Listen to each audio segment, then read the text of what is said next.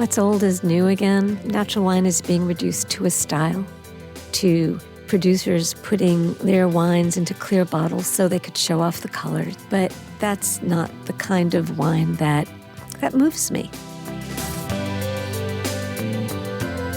This is Taste.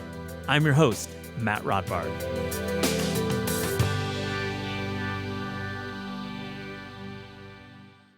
On this episode, we bring together some of the smartest and most opinionated voices in the world of drinks.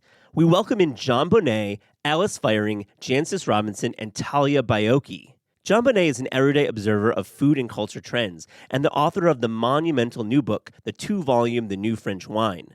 Alice Feiring is a journalist and celebrated wine writer, and she's also the author of many great wine books, including 2019's Natural Wine for the People, a prophetic look at the natural wine movement that has swept the drinking world away. Jancis Robinson is a legendary wine critic and the host of a pioneering wine show on the BBC. And last but not least, Talia Baiocchi is the founding editor of Punch and the author of many books about food and drink. Talia is my personal go-to resource for all things drinking, as well as cooking. And you know what? I just love catching up with her. What a lineup. I hope you enjoy these conversations.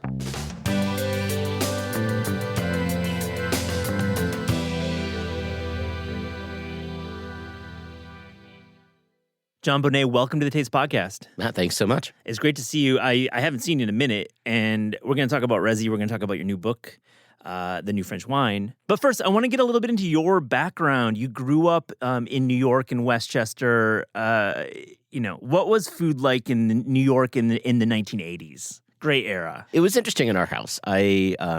My father had an interesting career. He both trained as a chef, but was also a businessman. He was a banker and worked at a bunch of Fortune 500 companies. But right at the beginning of the 80s, he actually quit his job at Citibank and started a gourmet foods and catering business. And so growing up, he was always cooking, like cooking for real cooking. And there was always wine at our house. And so we started at a pretty high level.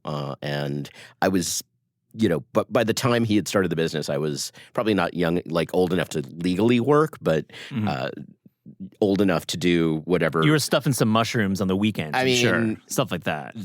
I literally have a reaction to styro peanuts because there were a couple of years where he had the contract to do the holiday gift baskets for IBM, and our entire basement was an ocean of packing peanuts. Wow.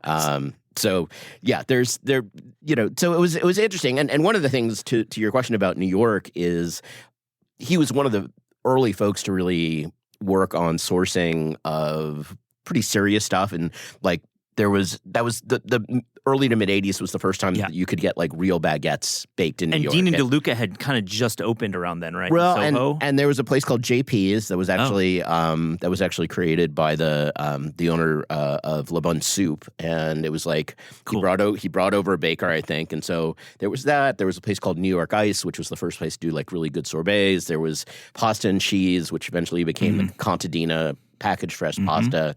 But so it was get up at 6 a.m. on a Saturday. We'd drive, into the city and pick up dry ice in the Bronx and go pick up all of his sundries.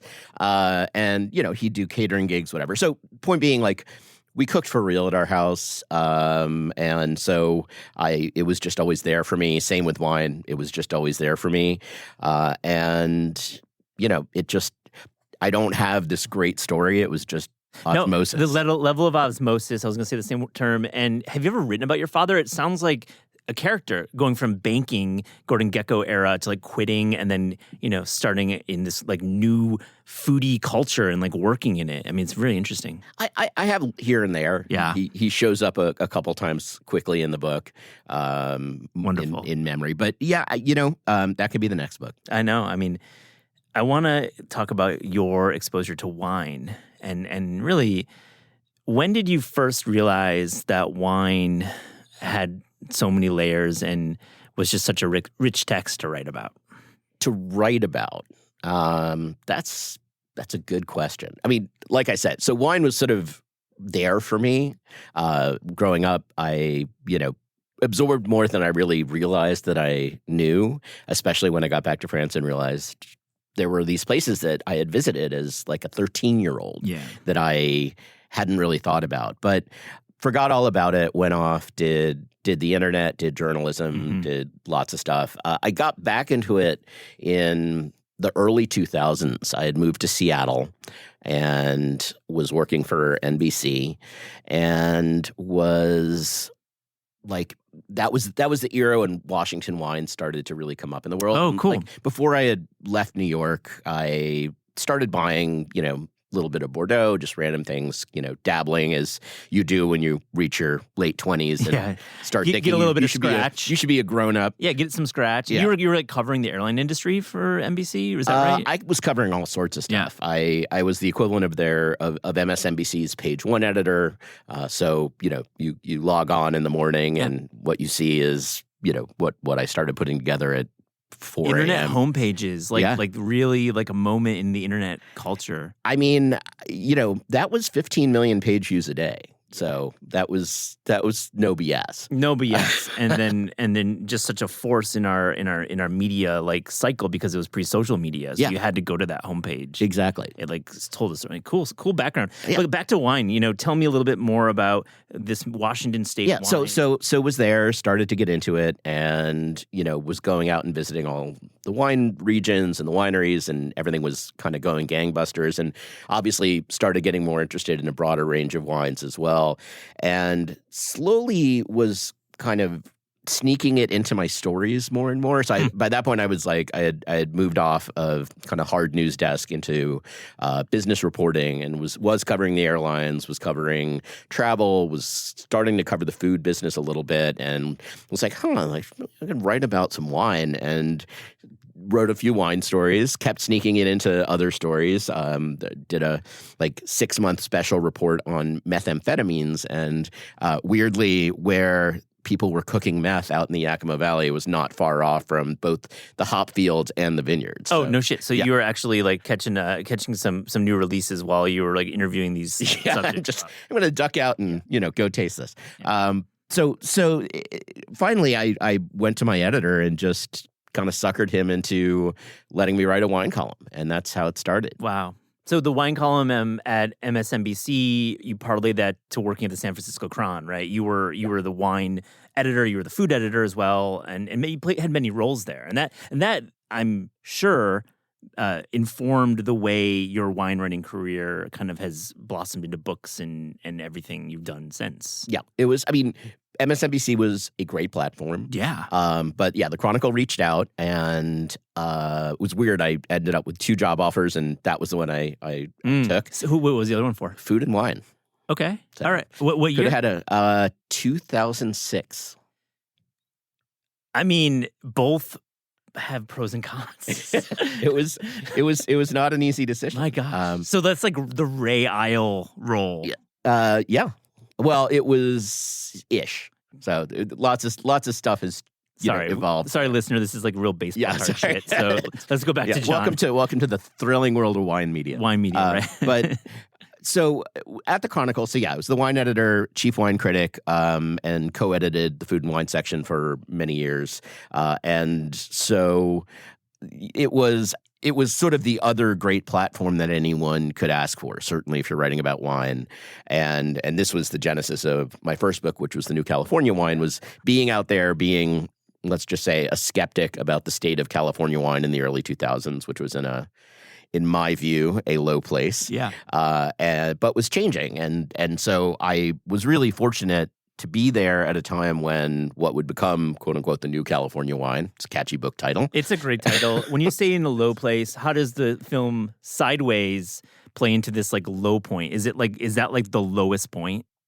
Sideways was, I don't even know if it was the lowest point because like Sideways was Santa Barbara and Pinot. And it was like it was meant to be kind of the cowboys of California wine versus everyone sitting in their faux chateau in Napa. But it was stylistically, it was a point. I mean, what Sideways captured was this weird boomer relationship to wine. Yeah. And probably ultimately not a super healthy one, I think we can now say. But it was just like everything was about sort of like big, impactful. In New California wine, I called it big flavor. Yeah. It was just this more is more era. And to be fair, like this wasn't just California. And one of the things I do talk about in the new French wine is like Bordeaux in particular went through this, but there were a number of regions that that stylistically had this strange evolution. Mm-hmm. I think we'll come back to like the weird relationship the millennials have with wine and maybe our current day. We'll get to that. Spoiler, we'll talk about natural wine, but I want to really focus on the book, The New French Wine. It's 2 parts. It's big. It's just released like now, basically, when we're recording this, it'll be out for a few weeks. It's going to take a while for, I think, our listeners to pick it up and really absorb it. It's one of those books that literally going to take a while for them to pick it up. To literally pick it up, it'll take 9 pounds. It's like maybe like, yeah, like it has to be like set 1 of your workout because it really is heavy. But I mean, I know some backstory just working here and we publish you, but I want to hear a little bit about how the idea started.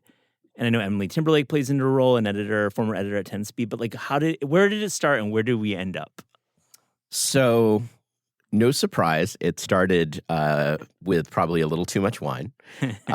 So Emily was my editor on New California, and she was at 10 Speed Press in the East Bay in San Francisco.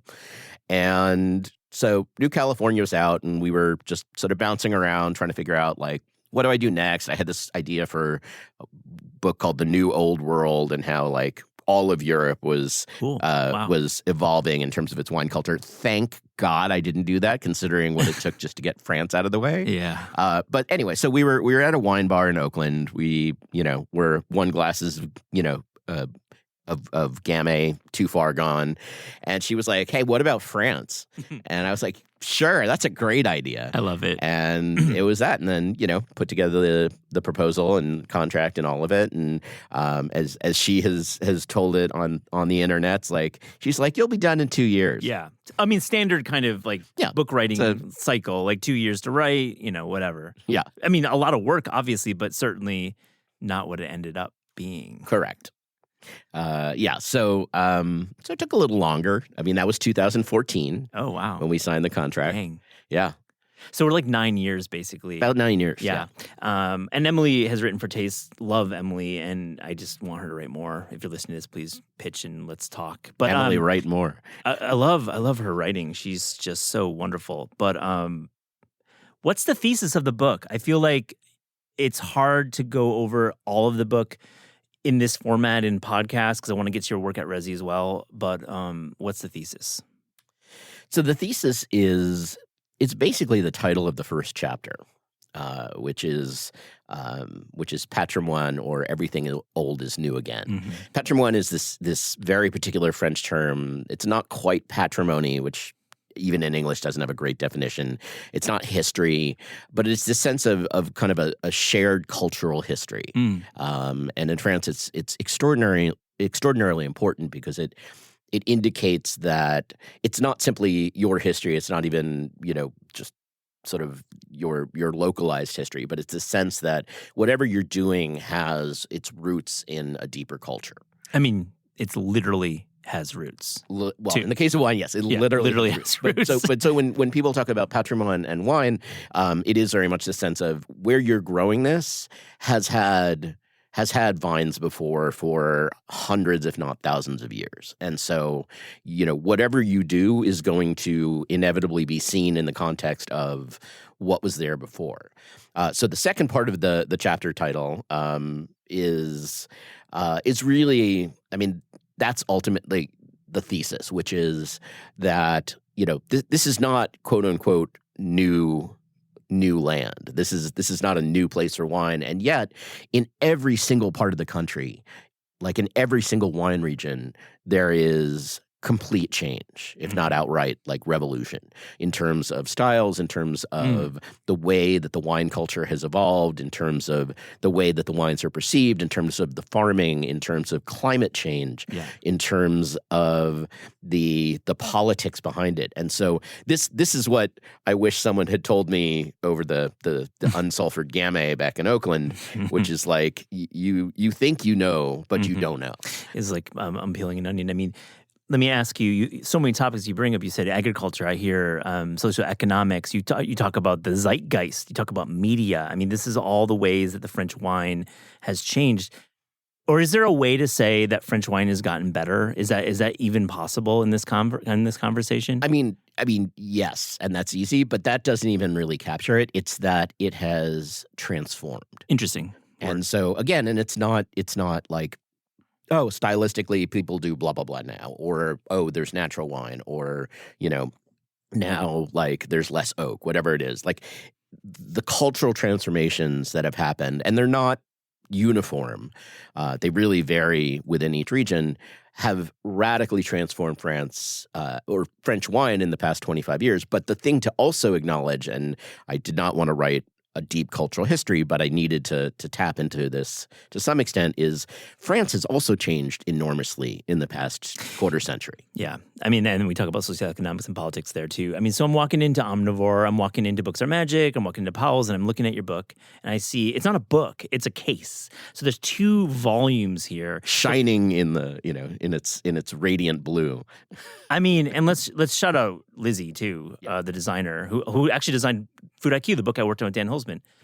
Lizzie Allen, amazing book design. Lizzie Allen, amazing work and kind of harnessing all of this great shit.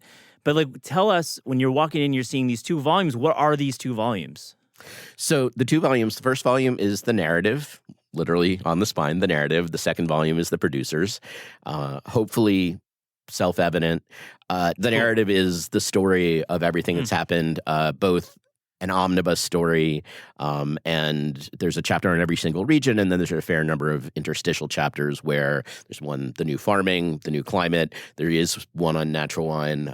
There is one somewhat esoterically, but not so much when you get through the whole book, on a guy named Jules Chauvet, who a lot of people see as the father of natural wine, and the difference between myth and reality. And that's actually a leitmotif that comes back a lot in the book, which, again, to my point, it's not just French wine, it's France in general, that where France is in 2023 is so radically different from the myth of France and French wine that I think both the French and everyone else has built up. Okay. So you're saying the narrative starts that in 2013. The narrative, I'm trying to think. I mean, the narrative probably technically starts in like 2016, okay. but I mean, it's not meant to even drop a pin, in the timeline. But it's more looking at how. Let's go back to at least the 90s and coming forward to today. There is so much that has changed across French culture, including wine, that you can't, the way I talk about it a number of times in the book is the ways that we try to access the French myth, the myth of Provence, the myth of kind of the, tooling through the countryside with the plane trees on the side of the road on your little bicycle. I mean, Provence is like the Tuscany. It's like what we see in Hollywood, right? When it comes to many parts of France, outside of Paris, of course. And it's, I mean, it has been well exploited by many writers of fiction and nonfiction for a long time, to say nothing of art, et cetera. But, certainly within gastronomy, Provence has this mythic quality that, A, is sort of not true anymore. And, there's, I think that literally I'm going to take a little bit of pride in this line. I'm not going to lie. In the Provence chapter was 1 million lavender sachets in 1 million tiny houses. A beautiful, beautiful line. Yeah. But it's just, like you have your L'Occitane, like you're all up in it, but it's, that's just not where Provence is. And to your point about socioeconomics, like you look at Nice and you look at Marseille, and that's not, Provence is not in that place anymore. But B, like it is this myth, again, like, somewhat out of the boomer era, somewhat out of like Chez Panisse and Richard Olney, although Richard's actually cantankerous enough that he probably had fewer scales over his eyes than anyone else. But you think about, like, if you ever read the book Provence 1970, and this Lucas Barr, right? This coming together of culinary greats in Provence, like there was this thing which just defined in many ways the ways that the way that Americans and frankly the rest of the world saw France, not just Provence, but in general, which is, I'm not going to say none of it is true because the culture of France is extraordinary, but it's a very different country. And we still, even like friends who are going to Paris still have this thing of like, oh, I'm going to go and I'm going to, sit in a cafe and blah, blah, blah. And I'm like, it's like saying you're going to go to New York and you're going to only eat at like Katz's. Yeah. Which, love Katz's, but that's... It's definitely my top 5 if I'm going to recommend. It's going to be definitely there. But you're like, going to Times Square and going to Katz's is not actually what New York is. And our listeners, too, I think relate to that. Maybe like some people will literally go to Times Square and Katz's, but I think our listeners are more sophisticated in that sense. But you mentioned... you're going to Bushwick. Everyone listening. Yeah. You're going to Bushwick. You're going to a James Murphy-owned establishment and likely a James Murphy concert, which is good or bad, depending on your age. You bring up Paris, though. We've just said too much about both of us. We really have. I think our listeners know where I stand in that. Let's talk about Paris. You live there part of the year, right? I mean, you have like real roots there, and you bring up Provence, and it makes a lot of sense because it really is, especially in this narrative of wine, really informs the way we think about France as consumers of French things and Francophiles. But Paris, on the other hand, it's always hard for me to understand if it's like hot or not. It's like I feel Paris is always up or down. Paris stands outside of the realm of fashion. It's so true. I love that you answered it very quickly. I'm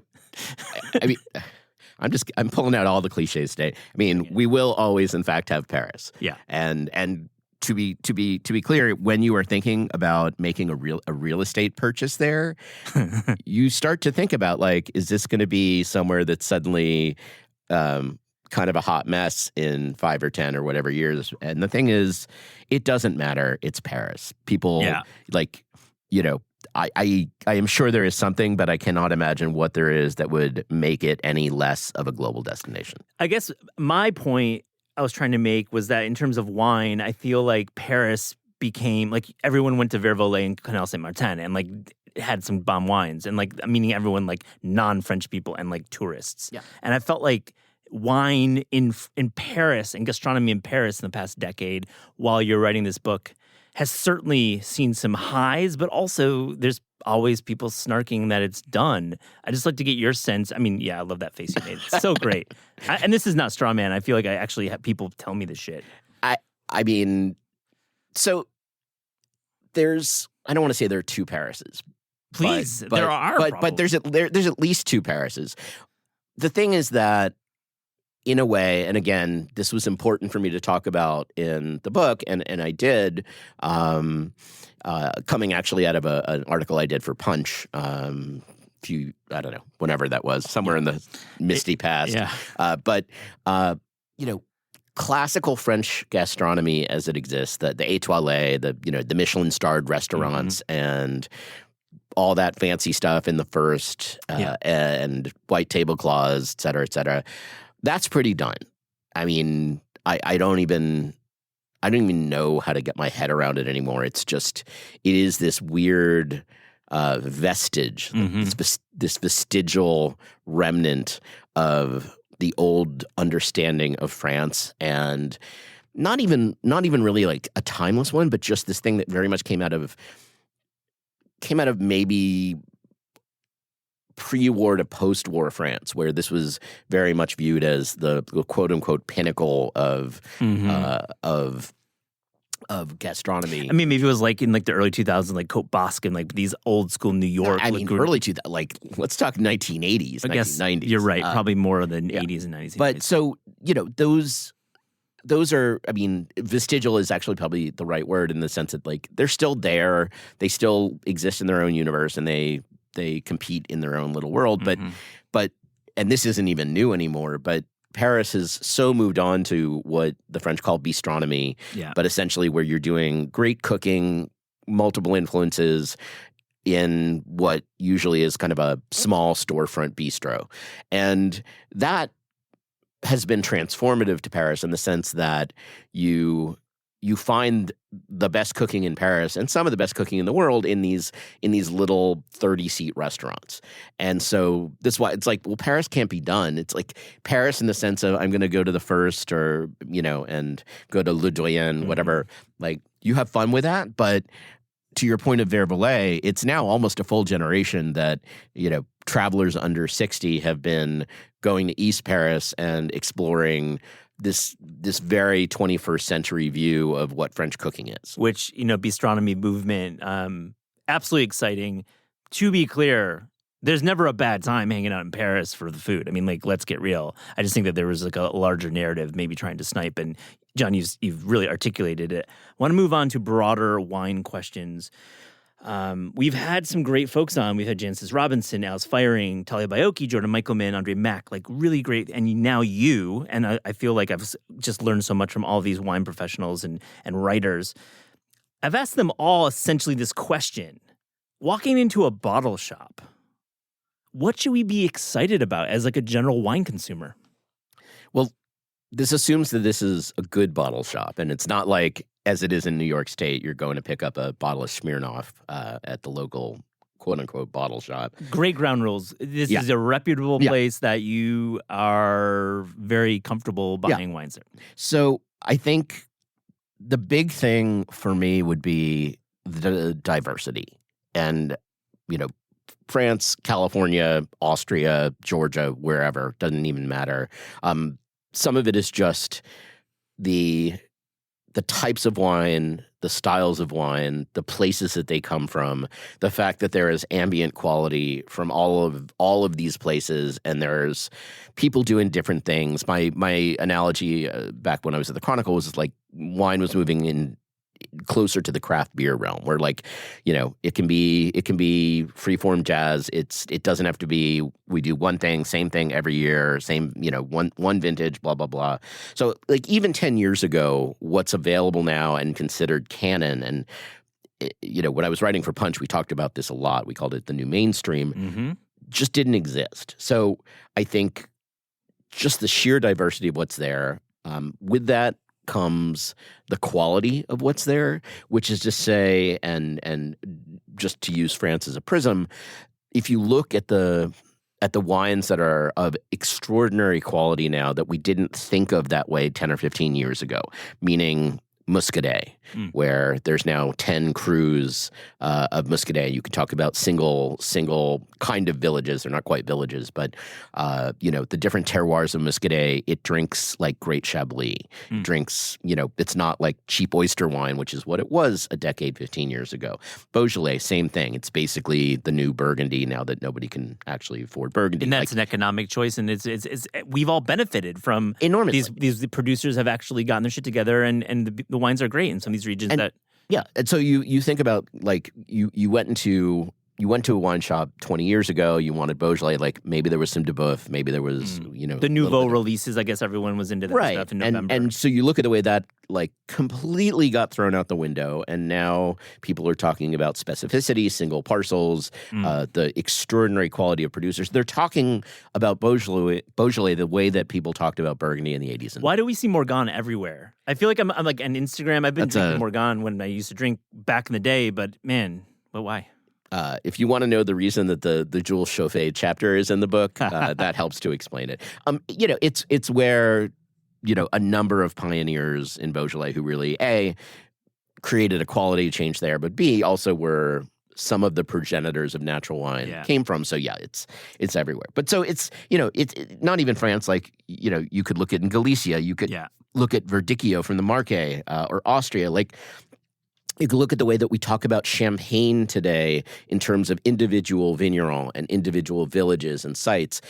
We didn't have these conversations 10 years ago. Even Champagne 10 years ago, you were lucky if people were talking about grower Champagne, and maybe there was you knew Cedric Bouchard, and you knew that he had a few different parcels. And grower means you just know where you actually know. It's someone who's growing the grapes and making the wine versus, let's say, Dom Perignon, where they're buying a ton of grapes and come from many different places. Crafting it.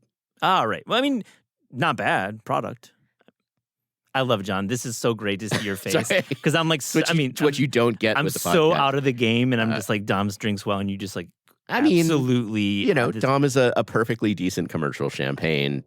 Whether you think it is at the level that it is marketed at, I leave I'm throwing taste as the beholder, in the eye of the beholder. What I love about your writing, like you will go Lester Bangs and then you will go John Pirelli's. Like you'll go both ways. Like I love it so much. You like you'll burn shit down, but then you're very kind and even, like John. Sorry, music references. You mentioned you hint at the word natural wine when we talk about Morgan, and I just Talia and I talked about this. I'll link to this in show notes. Great conversation with her about it. We could certainly have a long conversation, but why are we so obsessed with this phrase, this terminology of natural wine? I wish I knew, to be honest. I mean, it took a long, long time to figure out where natural wine should show up in this book. And it shows up all over because I, at this point, have visited more quote-unquote natural producers than most people have. Never with the intent of, I'm going to go write a book about natural wine or whatever. And I would get a question every single time like, oh, your book's going to be about Vin Natura. It's like, well, not entirely. But where I landed was in trying to find an analogy, and I went through many of them. I went through many of them with Talia, trying to find where my head was at. And the analogy that's in the book, and I'm truly going to shorthand this because everyone should go read it in the book. Clearly, no doubt. No, for real, you should pick up the book. Yeah. No, like for real, like you hear John talk like this. He's an incredible writer. Not boring. It's not boring. So just to break in, which is good. They may think it's boring after the analogy I'm about to. Okay, great. But finish it. But my analogy was really to the birth of modern art and the Salon des Refusés in 1863.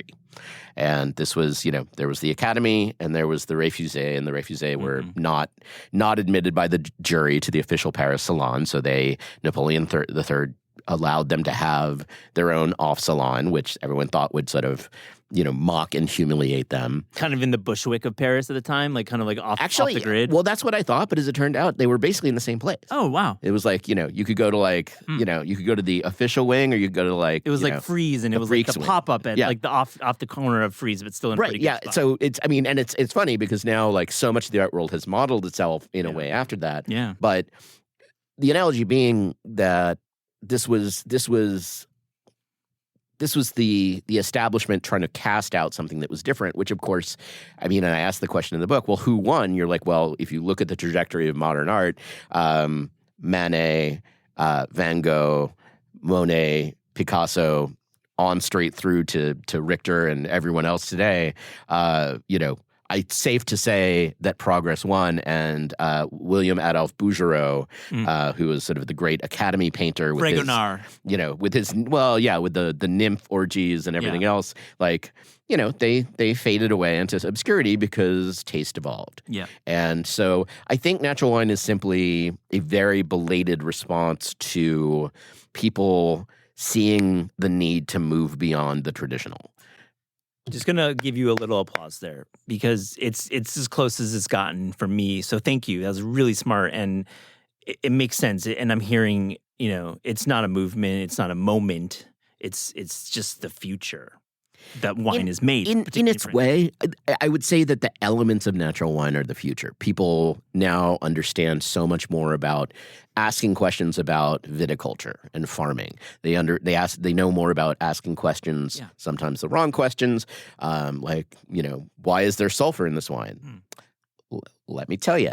But the fact that people are now asking questions about this in the way that, again, maybe, 20 or 30 years ago, or if that, people were starting to do about food and, farm to table came up, all of this. But the fact that there is now this sense of expectation to understand all the steps of wine, where it comes from, that is what natural, to me, has brought. Yeah, just like transparency and education and asking the right questions. Yeah. So which is hilarious now when, you go and you see, oh, we have a wine list full of natural wines. I'm like, but do you? Yeah. And not even like, because I'm like, well, that's conventional, but just like, like what's the thought process? What, when, and I get it, this is, as everything in gastronomy is cursed to do, like it goes from good idea to marketing term in about 3 years. But it's, even if people have a very fuzzy and often bad understanding, I think that what is going to come out of it is this remarkable growth and maturing of the wine industry. Yet the salad composé has not taken off, and it is quite the beautiful idea. We'll get to that at the end, but I have a few more wine questions because you're here, and I just want to know, in general, how can we be better wine drinkers? How can we be, and better meaning drinking better, but also just better citizens? Sure.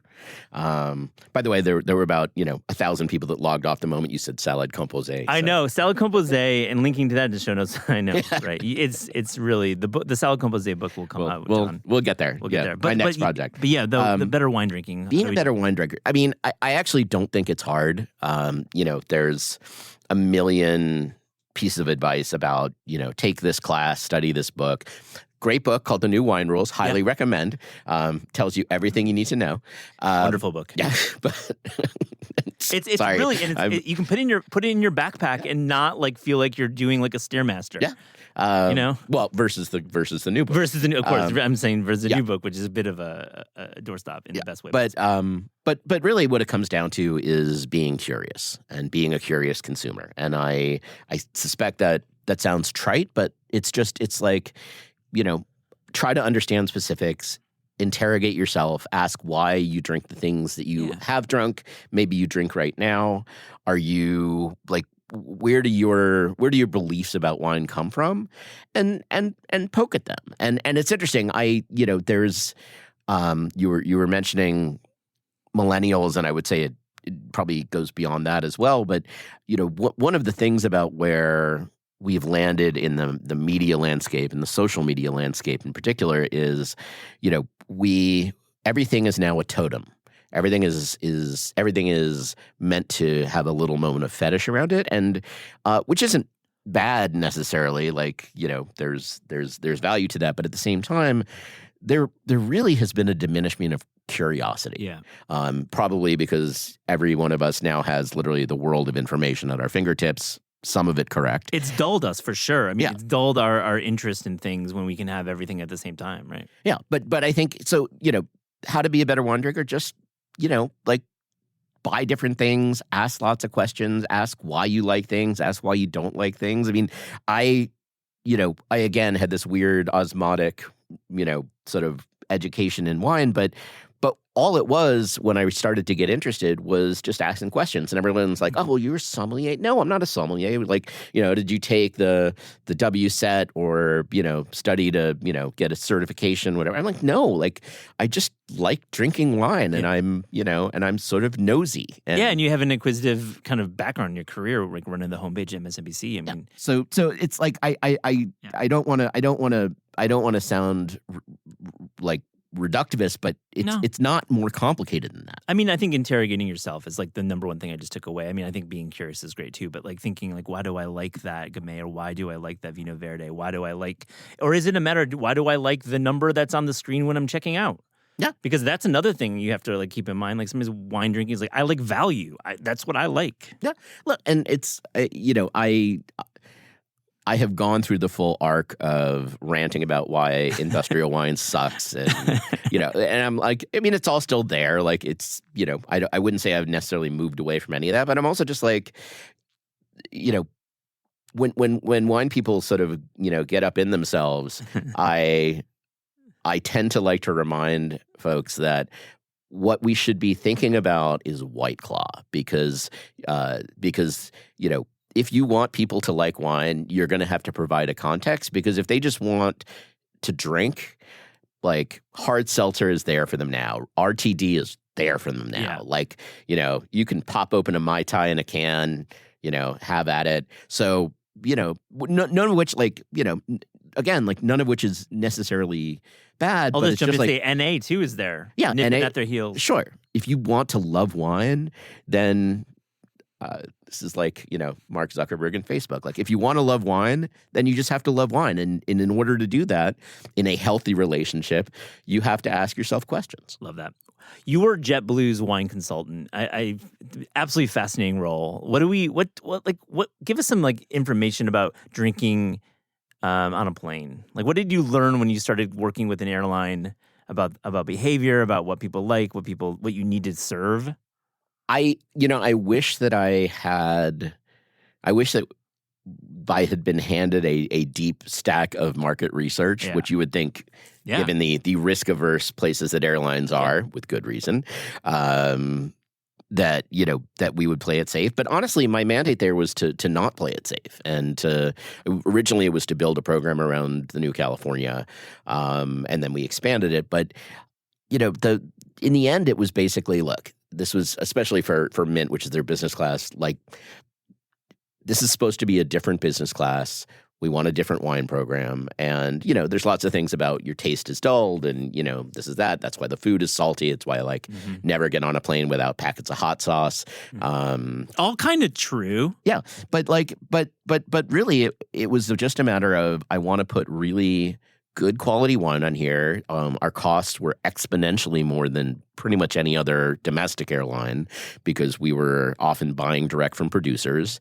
And so it wasn't like, can I get it for $2.50 a bottle? It was, these were bottles that would be $30 to $80 bottles whole retail. And we were buying them at wholesale and sometimes at a discount. But, this program cost JetBlue money, but it was like a loss leader. It sounds like but it was also we're going to put Turley's Infidel on board, and there's a lot of people who seeing that wine, which they think they can only get in a restaurant, that sends a very specific message. We were the first people to put a rosé on board, which wasn't even a huge thing. It was just I would think it was literally like sitting around talking, being like, well, what if we it's spring, it'll be summer, what if we put a rosé on board? And it was like, well, sure, and now, of course, it's funny because everyone has rosé on board. And they're in cans now. Right. And I mean, so it's actually interesting now because you can drink much better only because cans and RTD have made it much easier. But it was literally just looking at what had become very much a bottom line dollars and cents approach to that type of service and saying, what if we did it differently? Yeah. Do you think you'll get back in that game? Never know. Yeah. Phone lanes are open. Yeah, exactly. All right, let's talk about Resy. You're managing editor there. Resy, we know, is the app that gets us into restaurants or doesn't get us into restaurants. It just depends on the day and the mood. But what is your goal as running editorial? I love it. We share a lot of writers. I think the work is excellent. It's very of the moment, obviously rooted in restaurant culture. But tell me a little bit more about how content works on this thing that we think just gives us reservations. Of course. And I should say, to be clear, I do not speak for Resy, capital R Resy. I speak for myself. Wow, this is like those gambling ads on podcasts. We have a disclaimer. And we have a remarkable editorial team, including an amazing editorial director. But who's that? Let's give this a shout out. Paolo Lucchese. Yeah, Paolo, right on. Former colleague at the Chronicle. Definitely. Chronicle is our great pipeline. It sounds like it. Yeah, a little bias there. And Ben Leventhal's been on the show. He was a founder. I don't think he's with the company anymore, but he's and Ben, who also founded Eater, is a large part of the reason that editorial is baked into Resy's DNA. Definitely. So it's funny you mentioned the app because the app is a part of the Resy experience, but the website is actually a big part of the Resy experience. Same booking capability, but the website is really infused all over the place with editorial, including one of the things that I oversee, which is the monthly hit list, which we have in 19 markets, 20 markets. And that's, each month, 10 restaurants, some on Resy, some not on Resy. And that's always been that way. I love that. I did not know that, actually. So that's actually very important. And it's, love that. Again, I'm on the ramparts basically every month, just being like, and sometimes even to our writers being like, I get it. Like, you know who signs your paycheck. Fair enough, but some of it in terms of really building a robust and a legitimate editorial program there was saying, like, we have to acknowledge that there is a bigger world, and the goal of Resy, ultimately is to connect people with restaurants they love. Yeah. And so some of that is going to be curation and recommendations. And even when we, like our premium sort of membership tier, which is global dining access, like we do the same thing, Sometimes things will be easier to get into than others, but it's also saying this is, we're here to get you to a restaurant you love. Yeah. And this is really important. this isn't about fine dining, it's about great dining. Yeah, I mean that's what the Resi ethic is. If you're a user or power user, you're definitely not only getting 3-star or whatever we want to call it, like higher end, or even whatever the fuck you call it. But some of it is just is literally just like, look, it could be a taco truck, it could be a pop up, it could be it could be a bakery, but there's great things that you are going to love in all forms. Most of them, honestly, and to the point about Paris and the Étoilé and versus East Paris, like West versus East Paris, like great dining today is not fancy. No, it's just it could be higher than the number you want to pay. We'll get it. That's all we've talked about a lot. If you are a fan of Bromakase, the world is your oyster. I love it. Let's talk about booking though, and you are speaking for yourself as a longtime restaurant goer and expert in the field. It feels like it's really, really, really hard to book a table right now. How do we do that? How do we actually make it easier on ourselves? That is sure. So we spend a lot of time asking that question. We have a series called The One Who Keeps the Books, which is literally talking to the person who is managing the book at the front of the house. 950 in the wait list for some restaurants. Yeah, exactly. Well, and so, some of it is very straightforward. The Notify tool, which is part of Resi, is valuable, and you have to, I swear, you just have to trust in it at some point. It's so fire. I mean, let's get real. It's the best thing about Resi is the Notify button. It's just truly the best. So don't tell Allison Roman. She doesn't like it. She is a skeptic. We did talk about that, but I think you're right that there is definitely a skepticism when you don't hit the 4 or 5 times you hit Notify, but I think you're going to hit more times than not. Yeah, and so if I take a step back from that, my real advice is restaurants are in a weird place. We've come out of 3 years of a pandemic. Labor, the labor shortage is real. The supply chain is real. It's just, we all want to get back out and live the 20s of the 21st century. So it's not hard. You need to be flexible. You need to probably be okay with going early, maybe sitting at the bar. And do you need I'm gonna have a table because I'm having a birthday, mom's in town, whatever, or are you just whatever? I really want to go eat at Sema, so how am I going to make that happen? Oh yeah, yeah. Sema's dope. And candidly, I wish I could say that this was a new thing, but I think back to when I was in San Francisco in the late aughts, and Nopa was my favorite restaurant in the world. And I would have to do the same thing. If I wanted a seat, I had to go at 4:48 and get in line to grab a grab a seat at the bar at 5, and that was my thing. So I'm none of this is reinventing the wheel. I remember being in college, and L'Etoile was the restaurant in Madison, Wisconsin, and I remember waiting on the sidewalk to get in for that later that night to get a book. Yeah, to get in the book. Yeah. And the one other thing, and this is just to bring it back to France, of course. Sure. This is a lesson that you learn by actually being in Paris for more than kind of a week. When you start to get used to the rhythms of life there, is the notion of being a regular is the single most valuable thing that you can do in terms of creating a relationship with dining. And I know, we all have zero attention spans. We want to go out, see what's new, see see what's grammable that particular second. But creating that relationship, and especially now, is going to pay endless dividends. And I would say, the thrill of constantly dashing to the new place at some point becomes a little bit less thrilling, and you like having a sustained relationship with a great restaurant, and it's just a matter of building it. And I would say with a very small number of exceptions, almost every restaurant wants to create that, because they want to know when you walk through the door. They want to know that you are going to keep supporting them, and that you're there, and that you like what they do, and you're going to support them. This is all seems, again, totally redundant, but it's true. The rules, even now, even in, everyone has to write no one can get a reservation story. Even in 2023, the rules haven't changed. Yeah, it's true. Good point. Can't forget about France. Can't forget about the salad composé. There we go. You're right. Once, what the French call the salad composé, the composed salad, was an essential part of any restaurant or dinner party menu and a foundational pillar in any French chef's oeuvre. Okay, have we lost the plot on the salad composé, Jean Bonnet? I don't think so. Good. I actually Yes. to You won. Your story is netted exactly. Yeah, results. my taste essay On 2018, 2019, whatever. clearly pivoted the entire culinary world to go back to salad. But so honestly, to just keep pulling all the old ones out of the closet. We are in the salad days, which is to say, if you look at where like most new American cooking could be red sauce Italian, like the chopped salad is having a moment and I'm here for it. Yeah.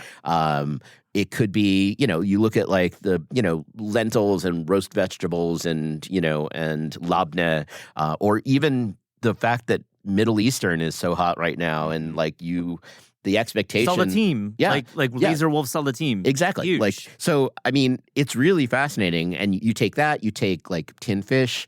The way I was describing it last night to someone is that now is the true glory days of the garde manger. Yeah. To talk about the old French system. This was like the person who had to do the cold station. apps. Yeah. And like, it's amazing because, there's so much of cooking right now. Again, labor costs, like, post-pandemic, supply maybe chain, having a all of cold it. kitchen, maybe like our new regulation where gas is going to be banned in New York City. Right. So people are eating tons of this stuff in all sorts of forms across cultural references, across types of cuisine, all of it. And so it's fascinating because what was my point in the essay, which was that, this great sort of cold part of the meal, which was extraordinary and was a very important part of the progression and went away during the kind of, fancified dining of the mid-century, is now back in like a somewhat different context, although someone I'm sure will bring back,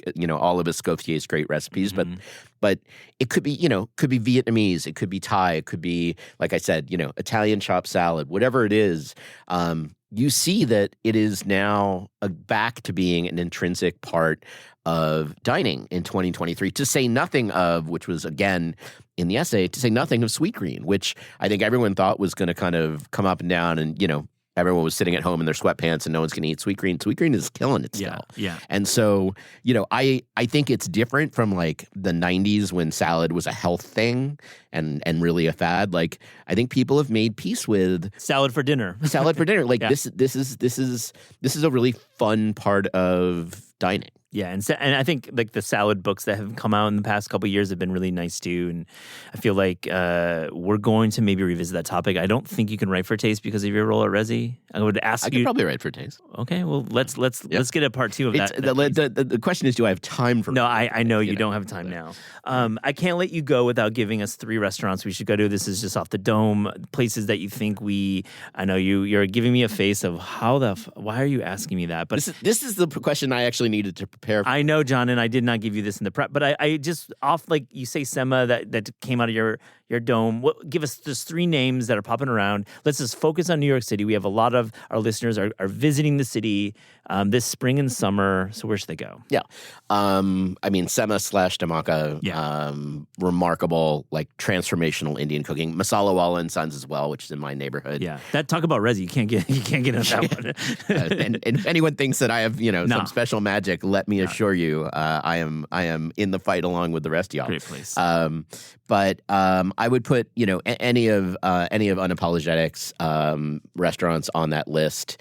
I would put Red Hook Tavern, which wow, an oldie. Yeah, relative oldie. And it's just like I love that they are so focused on exactly what they do. Yeah.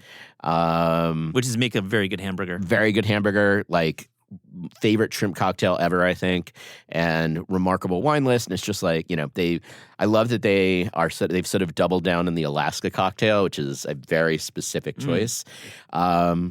And with that, I'd actually sort of draw a dotted line to Gus's Chop House, which I put in a similar range. I've not made it out to my old neighborhood. I have not made it to Gus's. Cool. It is fantastically good. This is the folks who have Popina, which is also great, but like doing a quote unquote chop house, which is not a steakhouse, but is I think their view of what like, you know, a meat forward-ish restaurant. Can you give us one in Manhattan? Can you just do it? Well, there was Sema. So Sema. You brought up. Yeah, right.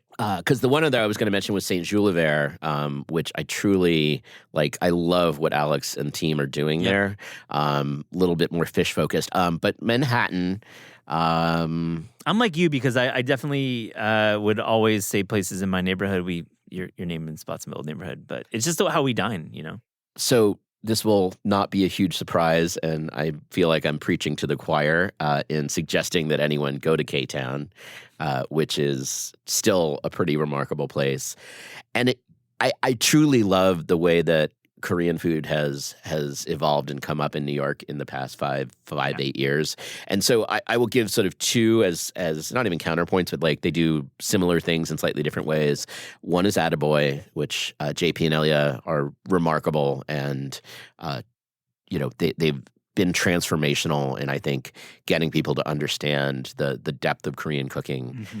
And Jua, which similar place, a little bit more focused in its concept, but both again sort of pursuing this neo-Korean concept, K-Town adjacent. Yeah, but truly, I think, you know, if you come to New York to see where food is at its best, where the future is, those are restaurants along it, like I said, with Sema and the unapologetic posse. Like, I think those so encapsulate the future of American food. I love that. Definitely a thesis in our upcoming book, Korea World, I must say. Yeah. Korean food in New York. I want to hear about your next book. Yeah, no, but let's get to that question. We ask all guests on Taste Podcast if you could write a cookbook or food culture book without the burden of time, meaning you have no deadline, or the burden of budget, meaning you have all the money in the world to travel, to drink wine, to maybe not drink wine, to make salad, what would that book be, John? Didn't I just do that? Like, I mean, the book that never ends. I think it's true. You had a budget, though. My budget was I'm just going to keep spending money and go deeply into debt. It was six-figure, but I mean beyond. I do not recommend it. Let's just say that the advance has been spent. And you're getting a few more checks at some point, and those are priorities. So it's funny. The dream wine book that I've wanted to do for a long time, which will not happen, and I've pitched it, whatever, is the new Australian wine, and mostly because like everything that's interesting in wine is happening there, and it's happening in a different context. It's 8,000 miles away from anything else. Yeah. But there's a deep narrative there that I would love to explore, but you know, I live in a commercial world, and I can accept where sales of Australian wine are now. There's a part of me that would love to immerse myself in Japan. I know I would never come out again, and I'm not sure what book is in that.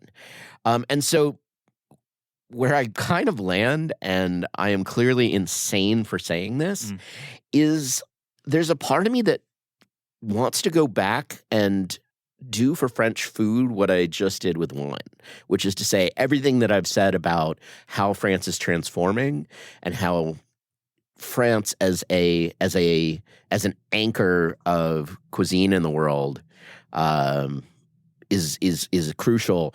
I really want to explore that, and I got to do some of that for the book, but you know, ultimately you actually have to write about the thing you're supposed to write about. And there's so much there. Like if you read Lauren Collins' New Yorker piece on the French tacos, like there's so much that I have yet to see someone really like get their hands into. That said, like probably the only truism that's more true than never get involved in a land war in Asia is never write about France. And I know that now. John Bonné, thank you so much for joining the Taste Podcast. That was really fun.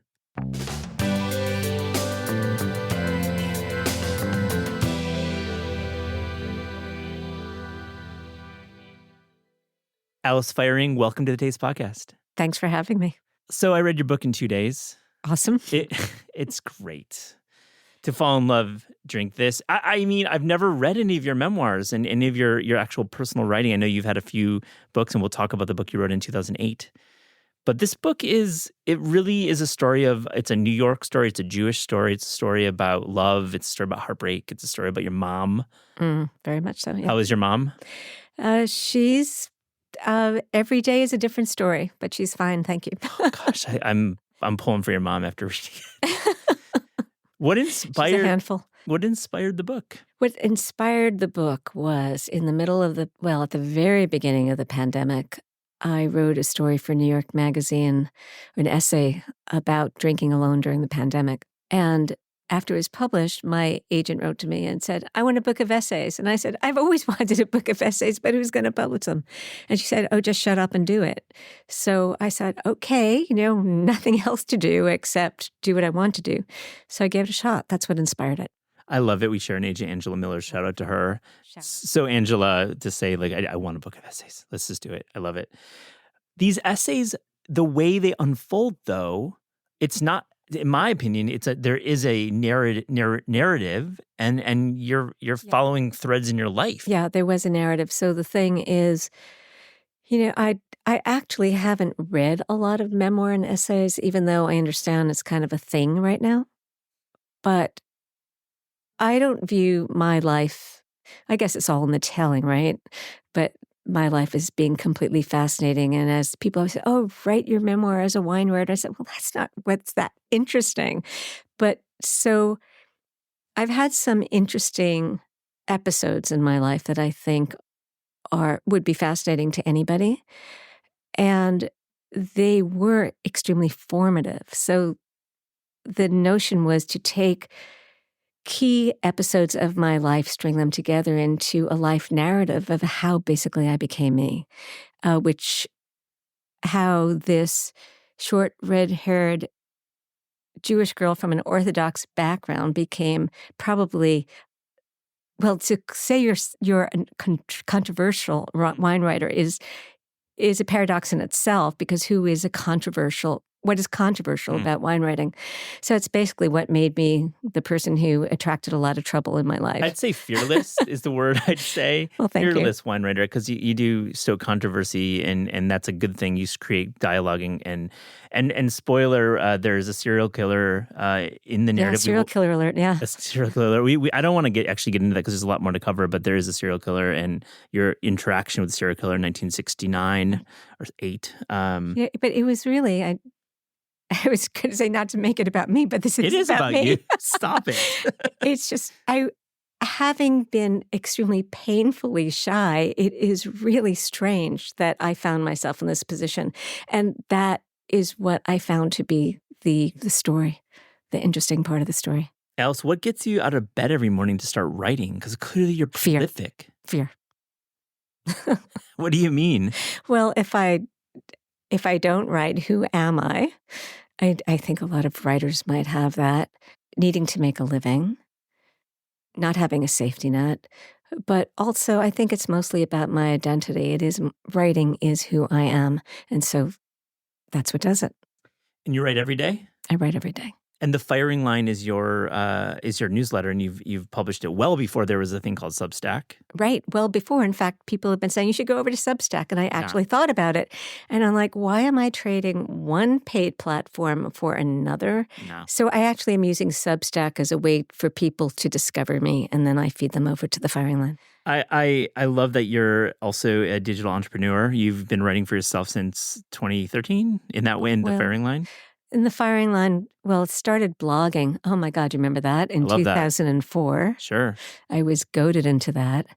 Then I was goaded into going onto Twitter, the same thing. I've been dragged onto social media platforms. But I started this version of the newsletter, the paid version, Hurricane Sandy. Yeah, and you write about the going to fetch your mom during Hurricane Sandy. And I love that your mom worked in the Diamond District on the Bowery.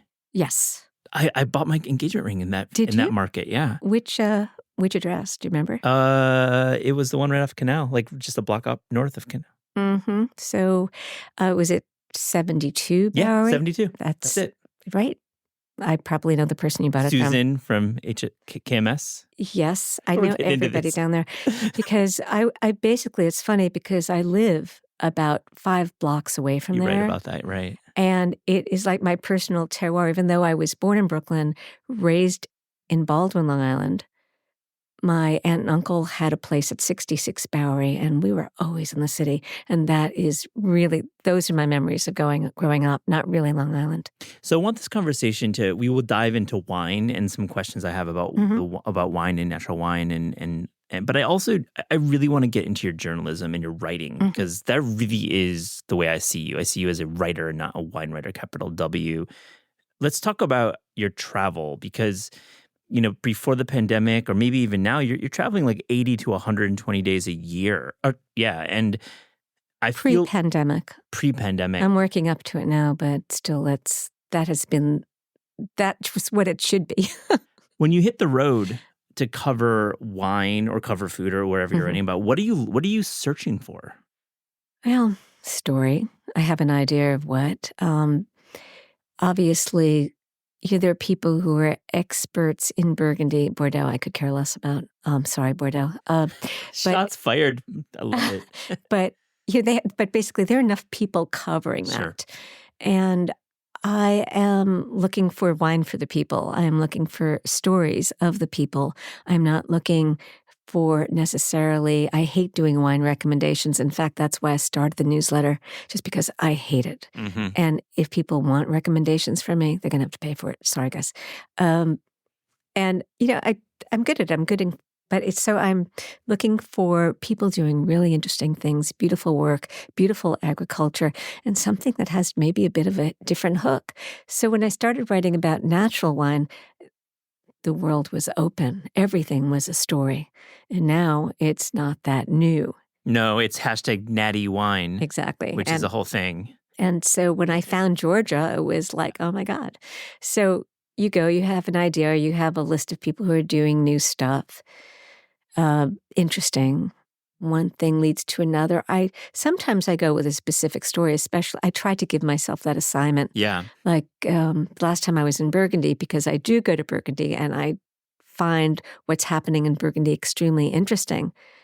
But I went there to find out, why would anybody want to make wine here? Which may sound like a strange question. And that's coming up in the next newsletter.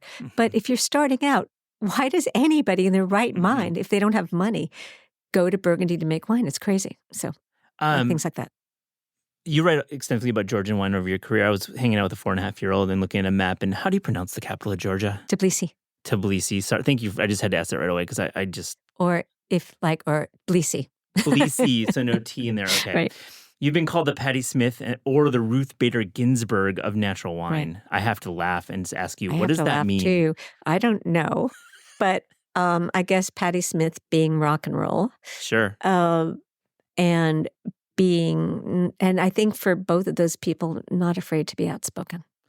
I agree. And I think that's what I read from it too. I also read that there is immense creativity in your writing. They're both writers. And I think that's what the connective tissue is between those two references. Pretty cool though, right? Have you met? Very cool. Did you get to meet either of them? No, I haven't. Oh man. But Patti Smith is a wonderful writer. Yeah, I like her first. Beautiful. Yeah, absolutely. Yeah, Kids. Just Kids. Well, you were in New York in like the late 70s. Yeah, just about to head up to Boston. I left for Boston in 77.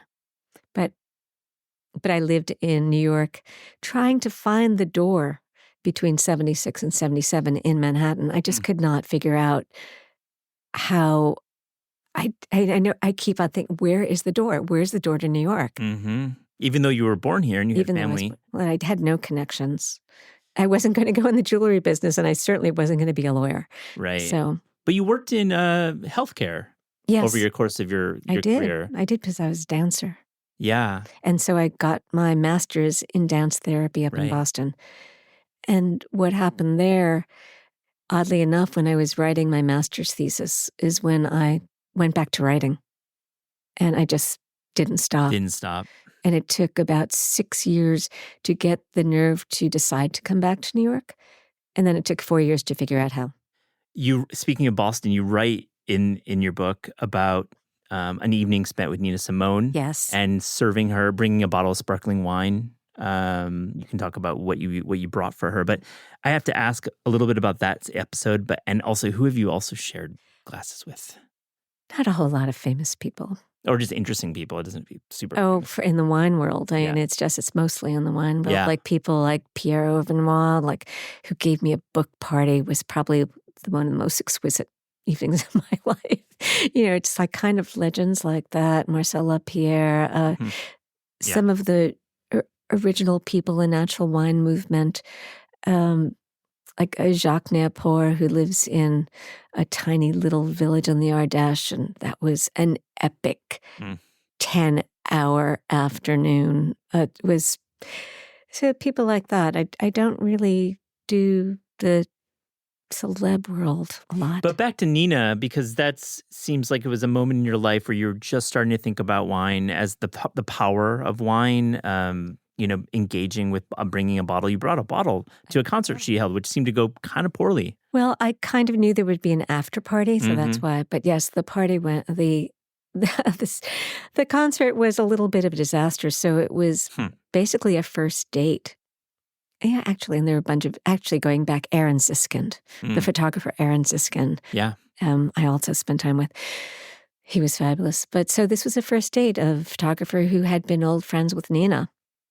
And I thought, okay, so we go to her hotel suite, and she starts to decide not to go to the concert.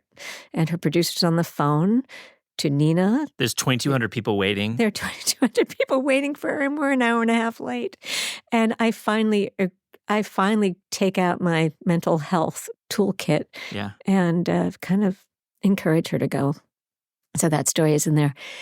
And so it was thrilling because at that was the point where I had decided that I had to be a writer. I was going to go back to New York the following year. I was going to figure out a way to do it. And meeting her was being near an artist like that who lived her life fully for her art and also social justice had a great effect. And you write about the after party and having an interaction with another jazz legend. Right. Yeah, Freddie Hubbard. Freddie Hubbard, yeah. You write about an incident that seems quite traumatic. Well, it wasn't traumatic. It was just because I got out of it. But it was more like, here is where generation probably is different. And my generation, if somebody's coming after me, like trying to kiss me, and I get out, it's like, oh my God, Freddie Hubbard just tried to really come on to me in a very persuasive way, me in the bathroom. But I know there was no force involved. I hear you, and I hear what you're saying. It is a generational moment, and certainly there's the way you cover it is just the way this book flows, and it's just so effortless. The stories that you have. And I just love the way you write. And it goes also back to Robert Parker. I wanted to segue to that because I think in 2008, you took on Robert Parker. You were the Robert Parker Slayer of sorts. I love that. Yeah, the way you said that, the Robert Parker Slayer. For our audience, I'd like to set some context because I would like for you to say in 2008, what did you write and how did it change the way we kind of write about wine? Okay, so for the listeners who don't remember who Robert Parker is, he was and still might be in a certain world the world's most famous wine critic for about 20 years. He did a lot to, people used to say democratize the wine world, which is kind of funny. But he developed a newsletter, The Wine Advocate, that became immensely popular. And if he scored a wine like 95 to 100, it would immediately sell out. So he had amazing economic power. This power greatly influenced my ability or affected my ability to get a wine that I wanted to drink because most winemakers in the world and most regions in the world were trying to manipulate their wine into a wine that he liked, which quite frankly was big, powerful, and oaky, the antithesis of an Alice wine.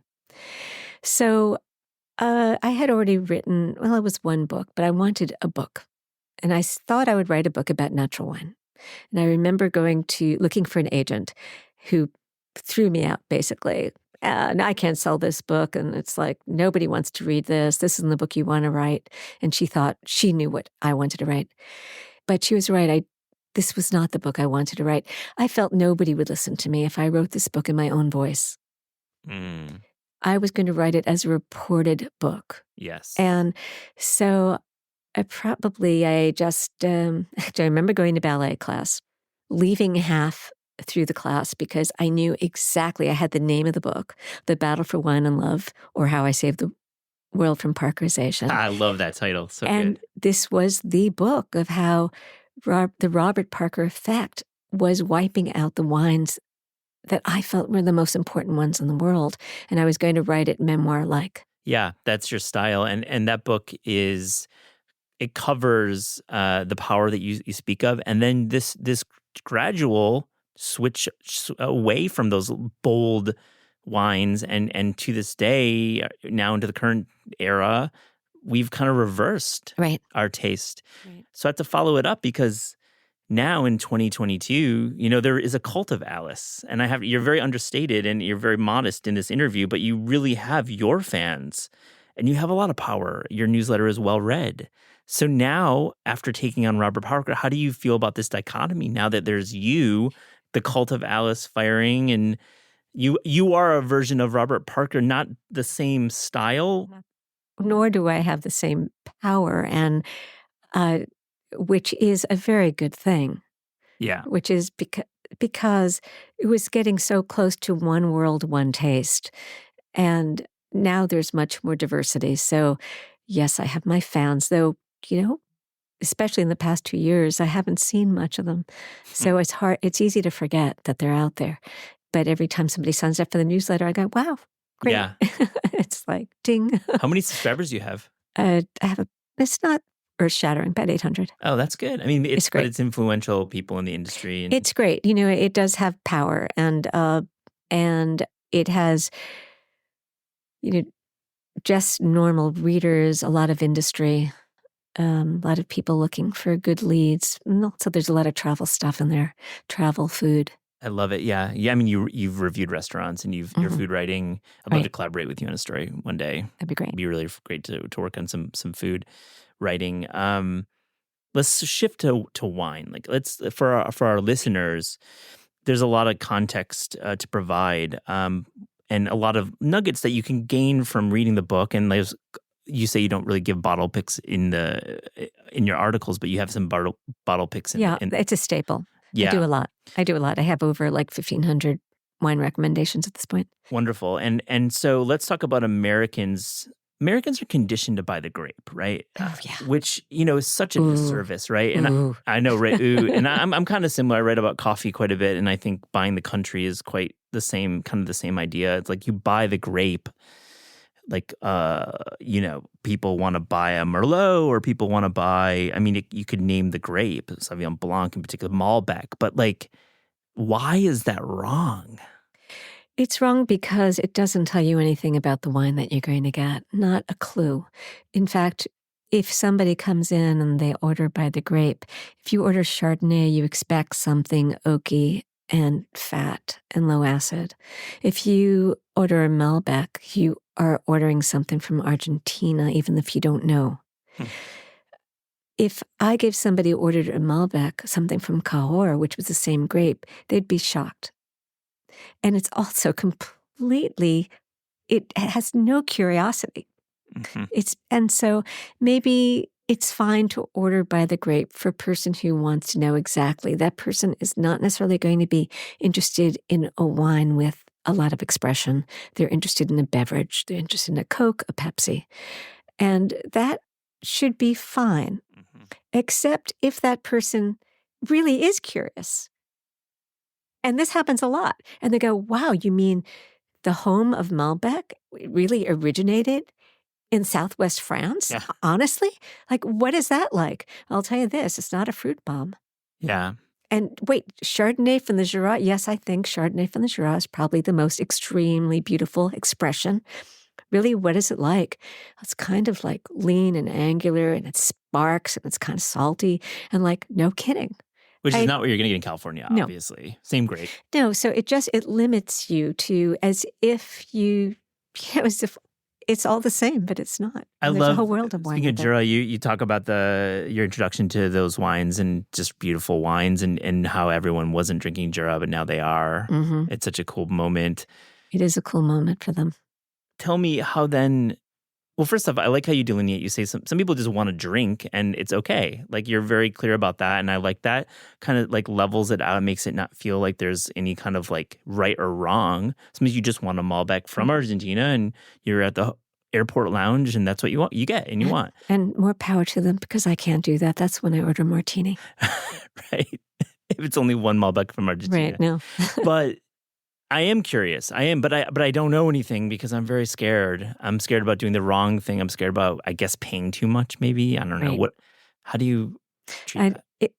It's a philosophical question that I'm always asking myself about why is wine so intimidating and what can be done to make it less intimidating without being simple. The money factor is a big deal. I think the fact that there's so much elite marketing around wine is a disservice if people really viewed it as an agricultural product where one gets one shot. If one shot at this magical thing, I think that would spark a certain curiosity and a sense of exploration, where perhaps it's less intimidating. If people understood that they don't have to spend a fortune.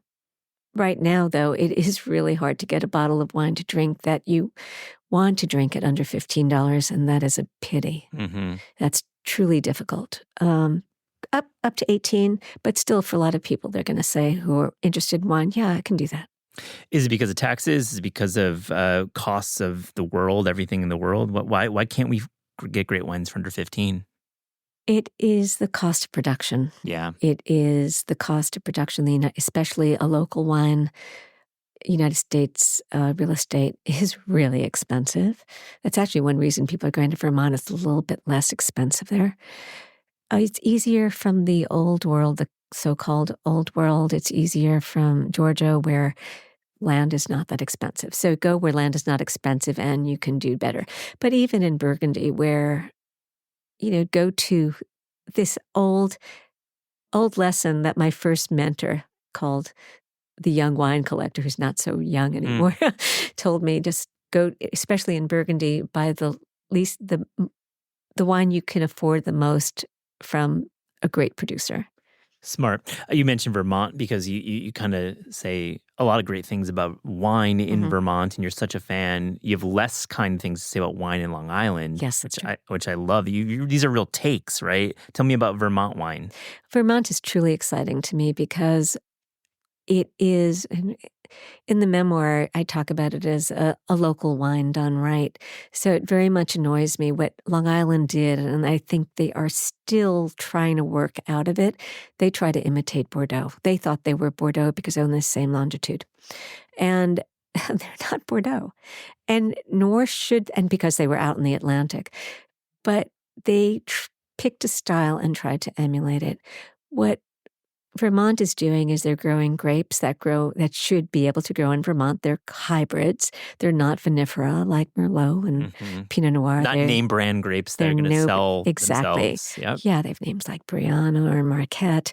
And they're making wine simply with no oak influence. And a lot of them are made in glass, even glass or food-grade plastic, some in old oak, and just allowed to be simply what they are. There's a lot of people farming beautifully, and that makes a difference to me too. Yeah, absolutely. The agriculture and the farming is so paramount. And we when you go to a winery that grows their own grapes, you're seeing the vastness of the agriculture. A couple of Vermont wines that we could search out. Yeah, Ellison Estate, which is about to go a little bit national. La Garagista, of course. There's a new cooperative called Calce, and they're giving their first release. They're a social, basically a co-op and socialist co-op, and what they're going to be doing is super interesting up there. If you can find the wines of Max Rose under the label Chertok. Mm-hmm. And how am I buying these wines? Am I going to Astor Center, to name one of many retailers? La Garagista is pretty widely available. I think the best thing to do is go on, just search. Yeah, and you'll find your e-com retailer. Yeah. I think about walking vineyards and I grew up in West Michigan. There's plenty of vineyards there, and there's a burgeoning wine scene there. But I think about the vastness of these vineyards, and I think about the climate change. And I want to just get your take. Right. Well, that's one reason Vermont is so great. And I tell my friends in California, time to think of Vermont. You're going to be safe from fires for at least a while. Fires is in particular something that can affect a wine growing region, right? Well, yeah, you can get your vines going up in flame. So that's kind of bad. And even if they're not going up in flames, smoke taint is a real thing. So if the fires happen while the fruit is still on the vine, you will have to handle those grapes very carefully, and you get a wide range of bacony char you really have to get it off the skins as soon as possible. And so there is something you can do. But is climate change really going to change the way we drink wine? Oh, without a doubt. It's terrifying. Right now in France, to take a look at a lot of the grapes that are sunburned and it will be reducing yields. It will lower the acidity. It will at some point to go back to Burgundy, they're not going to be able to grow Pinot Noir there. It's too sensitive. It's not a hot weather grape. So what are they doing? What are the producers? Are they replanting? What is their firewall, pun intended, against destroying? All over Europe, there is a lot of experimentation with are hybrid grapes. They call them PVs. They're not sold on whether they're going to be pulling out, especially when you have paid like $2 million an acre. It's kind of difficult to just pull out all of your old vine Pinot. But there's a lot of really good work being done with changing farming, raising the canopy. And here we're getting into maybe geeky stuff that maybe not everybody wants to hear, but there's a lot of stuff you can do in the way you farm that vine that can affect and give it protection from the sun and the heat. Before they were struggling to ripen it, and now they have to prune it and get a canopy over the grapes so they keep it in an umbrella. That will help a lot. So much more labor, though, doing it that way. So much more, yeah. You write about your Jewish background and identity throughout the book. You grew up in a modern Orthodox household. Modern Orthodox, something that I don't think exists anymore. Yeah, it is pretty. It's everything is polarized. Yeah, polarized. That's the word. But I do want to talk about you kind of talk about like the idea of the junket and how you'll take press trips only when necessary. And you're very independent. But you did write about a press trip that you took to Poland for the company Belvedere and this junket, and you end up freezing your ass off at Birkenau. Yeah. This, I mean, it's just absurd to say it out loud that you're on a press trip and you end up at Birkenau. But I feel, as I've taken junkets myself, but you, as a reporter, you find the story. Talk about that scene in the book when you're at Birkenau. The reason that I was persuaded to go on this press trip was because my friend, we traveled a lot together, she really wanted to go to Auschwitz. And I Googled to see what was going on in Auschwitz these days, and it looked like a fancy museum that I wanted to know part of. And I said, oh, please, please, please, when will we go if we're not going? Okay, fine. So only if we go to Birkenau. So at this point, we had separated from the press trip. The press trip was up in Warsaw, and we all did go down to Krakow. For a citrus-flavored Belvedere? Yes, for the citrus flavor. And, we took the day off, and we hired a car, and we went to the camps. And Auschwitz was exactly what I expected. And the barrack that was dedicated to the Jews that perished was closed. It was still, when I think about it, I still shake my head.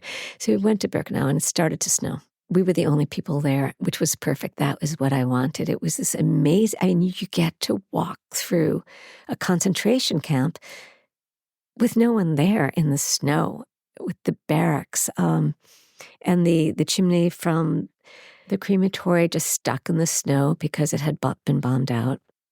It was just chilling. But at one point, we went through the barracks. You see all the scribblings, the graffiti. I was trying to summon, like I could read some Yiddish. It was, anyways, go out and we start walking and cannot find a way out. We absolutely cannot. Trapped in a concentration There was camp. barbed wire all over the place, and there's one way out, and we could not find the way out. And there was no one there. It was getting dark. It was getting, it was getting very dark, but not. It was the middle of the day, but because it was starting to snow and the sky was really getting black, so our taxi driver was there, but he's sleeping in the car. Mm-hmm. So it was just this moment of terror where it's unrealistic, but you feel like you're trapped in some sort of somebody else's film and you were going to die. We were getting really, really cold. So, I mean, actually. The irony of it all. Being on a citrus-flavored vodka press trip and dying at Birkenau. Right. I came back and I wrote about it immediately. And a lot of the stories in the memoir come from pieces that I never published. It's obvious that you have a lot of other stories outside of these ones, but these ones are the ones you've held for a while. Yeah. Did you find those stories percolating just through the pandemic, being in isolation? Was that part of the catharsis that you give? Because again, this book I read in 2 days. It's just so compelling, your stories. Every time I finish a book, I don't know how I wrote it. I don't know how that happened. I don't know whether you have that experience, but I knew, I didn't even know, I had one story. I don't write from an outline, but of course I had to do an outline to write the proposal. I can't really explain how I did it, but I knew that one part about writing about this story was that I had helped to write my cousin's memoir of surviving Majdanek and in and out of the Warsaw Ghetto. And I wanted to write this particular one for her and my relationship to her. And that's one reason. Yeah, and you write so colorfully about that escape and some of the terrible realities that your family experienced. Mm. Your father is an interesting character. In the acknowledgments, you acknowledge that that maybe you didn't give him the full time he deserved, and maybe you will at a future time. But right. He's such a character. He is such a character. My favorite essay is Dad's Last Gift, which involves you breaking into his filing cabinet after he had passed away. But I want to ask you about, to be honest, Bern's Steakhouse, because in Tampa, Florida, I've always wanted to visit Bern's Steakhouse. And anyone, I looked at the PDF for the wine list last night because I was just like, this wine list is special and odd to me, just the way it's laid out. But tell us about Bern's Steakhouse. Actually, I should go back to, I should look at see what they have left. Yeah. Bern's Steakhouse is a legendary steakhouse with one of the most incredible wine lists in the country. And for listeners who've gone to San Sebastian and ever gone to Recondo, it's kind of the Recondo of the United States. It is deep. It is old. It is shockingly packed with bargains. Now, this is a place that Robert Parker used to go all the time and buy, have these, as they would call them, big whale, like big investor kind of people like going in and spending a lot of money. But I'm with my brother who doesn't really get what I do. And I know, when I'm probably buying, even though he's a cardiologist, and it's going to have to be in a budget. But besides that, so I look in some place like that, I look for something old and something curious from a good vineyard. And of course, this was in 2004, but for $32, there was this bottle of 1982 Clos Albert. That was shocking, and it was probably going to be too old, and it was. Yeah, you said that it was too old and didn't quite land the way you wanted. But I looked at the list, and there's like Burgundy from the 90s and on, below $100. I mean, right. And I'd be curious to see if there's anything still there between under 50. Yeah. It probably is. There might be old Rieslings like Cabernet, not very fancy things, but there's always, if you know what you're looking for, and today it's easy, you pull out your phone and you Google it. That is my tip. Yeah. And see ageable Cabernet, like what could, something like that. But if it is from a good producer, it probably can at least give you some information. And if a wine is cheap enough, it's worth it to check it out. And it's in Tampa, Florida, of all places. And it's Tampa. It's got to be some tax dodge or something. That's why it's there. I don't know. I might be just really discounting it. No, it's been there forever, and it was just a wine lover. Yeah. And it's cavernous. I mean, they roast their own coffee there. I remember the food not being really good. Yeah, it's always on like some of the men's mags lists, and there's always some kind of narrative around it. But let's talk about the absence of natural wine from this memoir, because it's there, but it's kind of in the margins. Because you wrote a book about natural wine for 10 Speed Press, and that you wrote that book. But this, I feel like natural wine as a topic is not covered. But I want to know about natural wine right now, because the hashtag nattyization, and I joke because that's basically like how people respond to natural wine now. It's like a meme, right? In the mainstream. My question simply is that a good thing or is that not a good thing? The fact that, influencers of all types know about natural wine now. I'm going to take this as a two-part question. Yes. So I don't talk about natural wine in it because it's a wine book, but it's not a wine book. And I've covered how I got into it. And it's there about how I got into wine is basically how I got into natural wine. I don't need to beat that. It's no longer new, but all of the wines, or practically all the wines recommended in the book, are natural. I just feel I don't have to talk about it. They're all just great wines. Yeah. Now, as about new influencer natural wine, it's about going back to, it might as well, I don't want to get into too much trouble here. Please get into trouble. Please. I mean, not trouble, but like, it's what's old is new again. Sure. And natural wine is being reduced to a style, to producers putting their wines into clear bottles so they could show off the colors. It's like the F words, fizzy, funk, all those things. And that is a beverage. That's fun. That's fine. But that's not the kind of wine that moves me. And so I don't like natty wine. And thank you for saying that. And I just think I had hoped that by 2022, we would be at a point where natural wine is just wine. And it has had its effect. There's a lot more wine moving over to natural without saying it, just by going native ferment, taking their foot off the gas of sulfur, not using additives, a lot more like that. But the whole natural wine scene, it's being pushed as we're at the party with the party movement, and like, okay, fine, but it's not White Claw. It isn't. I would say, from my point of view, and I don't drink, but as a net positive, just talking about wine is a good thing, right? I mean, yes. As opposed to not talking about wine, talking about White Claw. So hashtag natty wine might be a gateway. Push back, please. Maybe. Well, actually, it could be the same way if I order a Chardonnay.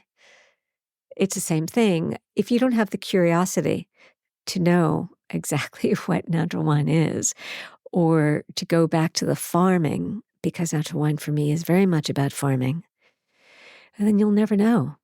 I don't necessarily believe that you get into great wine by starting out in crap wine. In fact, sometimes you get so used to crap wine, if you're given something that's really energetic and lively, you don't know how to deal with it. Some people can jump, some of those fish can jump out of the pond, by themselves. I think about, I was brought up at the modern Orthodox Jewish home. My mother was a 1950s housewife who, was a shtetl cook. It was crappy. I mean, she actually was good, but Was there some coolant in your household? no, we didn't have any cholent because I don't know why, thank God. But I stopped eating meat when I was 16, so that's right. that really helped. But the first time I had Indian food out of a house that had absolutely no spice in it, I thought I had died and gone to heaven. I remember being at the India Sweet House in Inman Square in Massachusetts, Somerville, and just, what is this fabulous thing? Now, I didn't know how to seek that out. And so some people are going to do that with wine. Yeah. What makes crap wine? What makes crap wine is crap viticulture and then making wine to a style. Yes. So certainly technical stuff.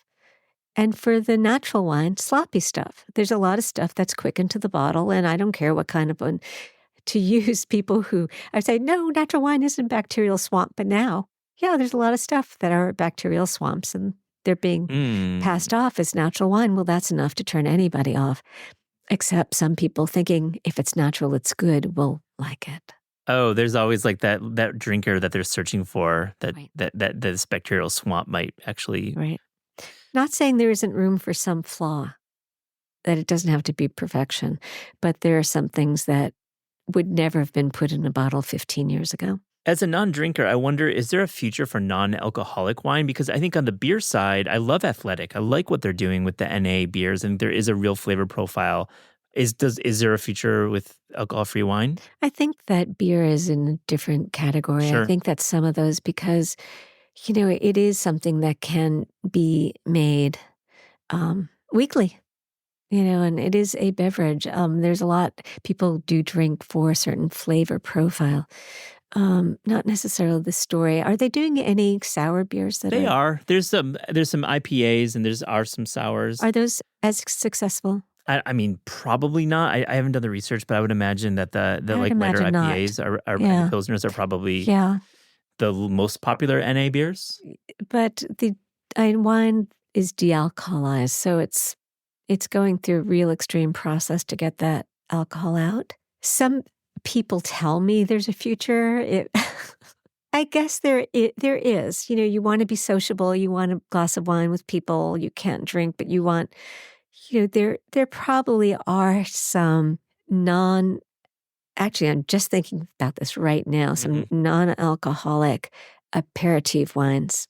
I think that one can do a vermouth. Is there any non-alcoholic? Is there vermouth out there? I think that's a great idea. I think there's I think that can NA, happen. like that Phony Negroni is like a product Right. that I really like personally. So there's definitely some vermouth happening in there. But for wine that is really about exploring where it is, I'm afraid all we can hope for is really low alcohol wine. Yeah, it's a great answer because it is a different product from beer. And I appreciate the way you've laid it out without judgment, because I think you are talking about the viticulture and the aging and the production in your appreciation of wine. It's not simply what's in the glass. So it makes sense why you would be like, maybe not to my question. Right. But I think mocktails, or whatever we're going to call them, I don't know, could probably do better than mocktails. But those are pretty good. Those could be tasty. There's something about the acidity of like a Chablis or even a Cabernet, an old Cabernet Riesling, to me, that can be, for me, that was interesting. It's just the way that hit. But then, there's that evolution, the evolution of what happens to that fruit, but yet the acidity is always going to be there. So it comes out even more in a way. So that's not going to be able to happen. So I'm sorry. No, it's probably going to be, the code will be cracked. I want to close. We ask all guests on the Taste Podcast, if you could write a book without the burden of time, meaning there would be no deadline, or budget, meaning you would have unlimited funds to produce this book, what would that book be, Alice? Do I only get one? You can do two. Okay. I'm do going to do 6. 3. Well, the book that I didn't, just because I didn't have the money, and the one that will always be very sad to me, is the history of the dairy restaurant. Now, Ben Catcher did it, and, is a graphic book, but I really wanted to do that. So I think a lot of the people I wanted to interview are dead now. I don't read Yiddish. So These are the kosher restaurants of the early 20th century, going back further, maybe? Yeah, I'd like to know when they started. Yeah. But also the heyday in the 60s and the 70s I guess they're all gone by the early 90s as a piece of New York culture that is gone, and I just want people to know about them. Let's see, I would like to get to work on the screenplay of this memoir. Yeah. Okay, that's what I Yeah. want to do. So, Is there going to be one? Well, I think it may be up to me to pitch, and I would like to develop it. I've been thinking a lot about how I would do it and wondering whether I had the time to do it. Yeah. So I don't know. And the other thing is, it's always, as a writer, I have one novel that is in the drawer that needs its 15th rewrite. But I just started a new novel that I need time and money for to at least. So fiction get is in. definitely on your mind. So fiction, yeah.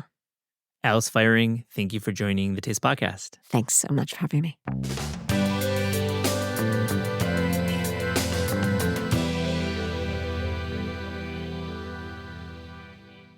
Jancis Robinson, thank you for joining the Taste Podcast. It's a huge pleasure. Thank you. I've followed your writing for a long time.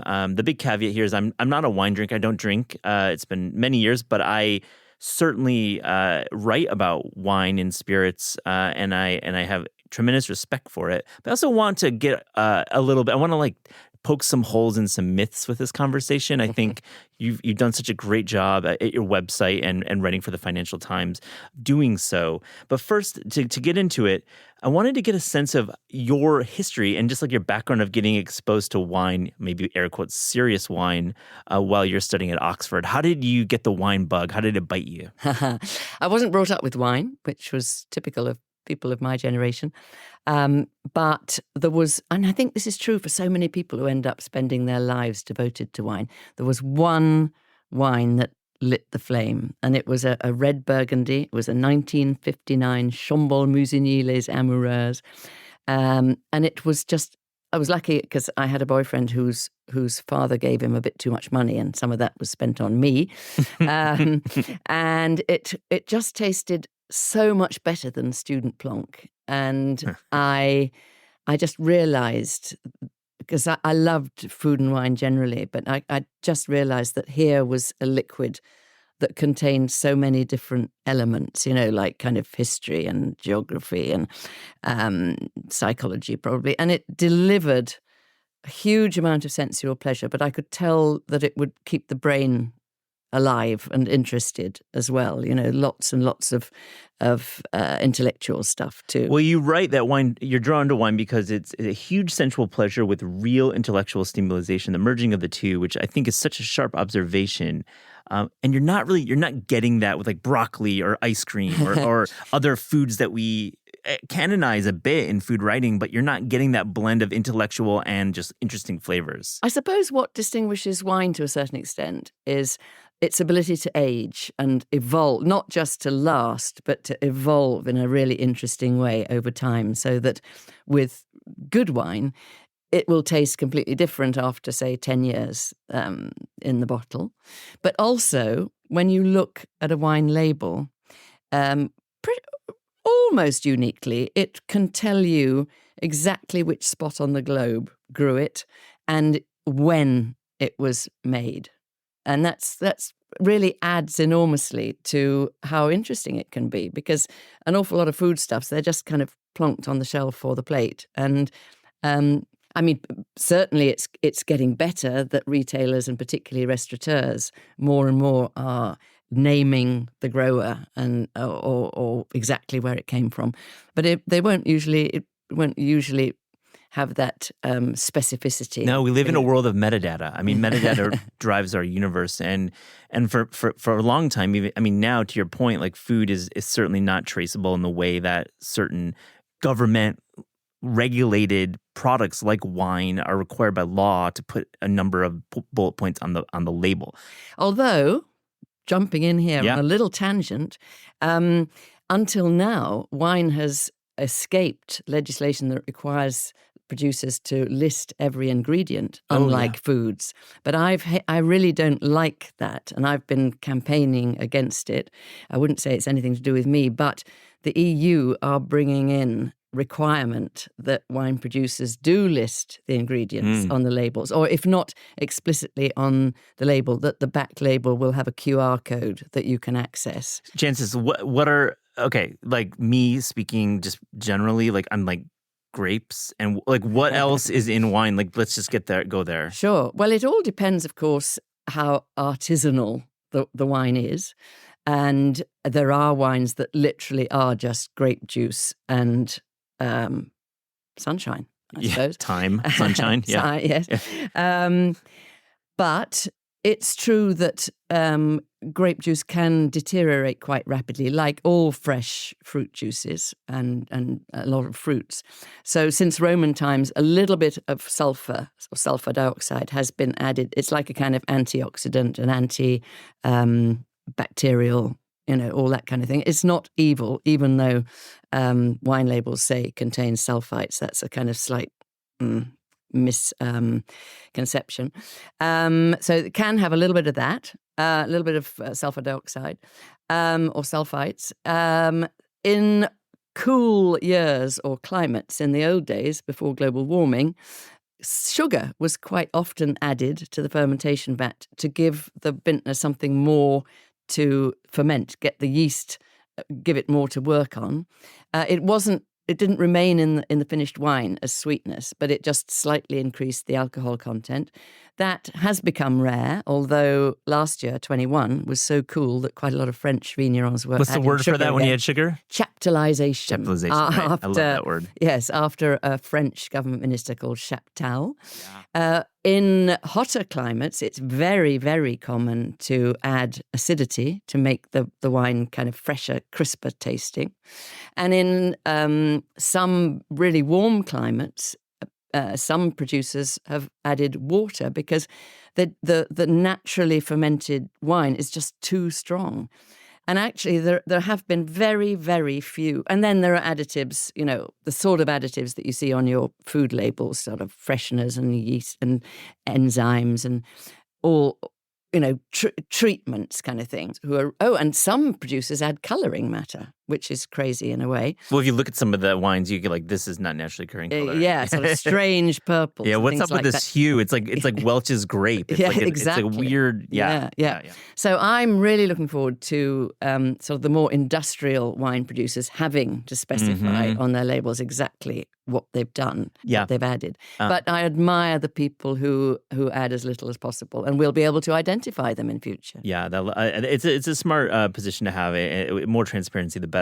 I love your BBC television work, BBC4 show, the wine program. I caught a bunch of clips on YouTube. Like I found one from 1983 or the mid 80s about Merlot that I'm going to link to in the show notes. You had helicopters. You had like a budget there. That was a great program. It was fun to do, and I think it was the world's first TV series about wine. And I keep saying that, and no one's challenged me, so I think it must be true. Keep saying it'll be true. It was quite groundbreaking because, for instance, the BBC wouldn't touch wine for a while because they thought they'd get a whole load of temperance campaigners. Interesting. Yeah. Really? But that changed. In fact, I did quite a big series for the BBC in the 90s. And I've just actually hosted an online wine course for BBC Maestro. My question with this is, how do you get a wide audience, like a general, like a public television audience into wine through like a program? It's really, really difficult. Yeah, it's hard. Visually, because so little moves with wine. Exactly. I used to wonder why, when I was traveling with a film crew, the cameraman got so excited when he saw a bottling line. Because for us wine writers, it's the most boring thing in the world. But it's because it moves. Yeah. There's a bit of action. Right. And apart from the wind blowing a vine and people making a barrel, yes, you could film people tasting, but as you know from food, it is so difficult. You never want to see anybody swirling a glass. No, that just makes you feel uncomfortable. It's not a spectator sport, is it? You might see some cows in Burgundy or Bordeaux just in the field. Yes, yeah. So In fact, I think the television series, we did 2 of them that I'm most proud of, was called Vintner's Tales. And they were just little short 10-minute vignettes about really amazing characters in wine. Our informal title for the series was Weirdos in the Wine Trade. But they weren't all weird, but they were idiosyncratic and they were funny. And, it's people, people stories are visual, aren't they? Absolutely. It's a real art to wine writing, is adding the people element. Stories. I worked on Punch for years with those guys when we were working with them closely, and just trying to get people into the pages is so important for the general audience. I agree with you fully. And I think, I'm often asked about certain regions and countries, how can we get our wines better known?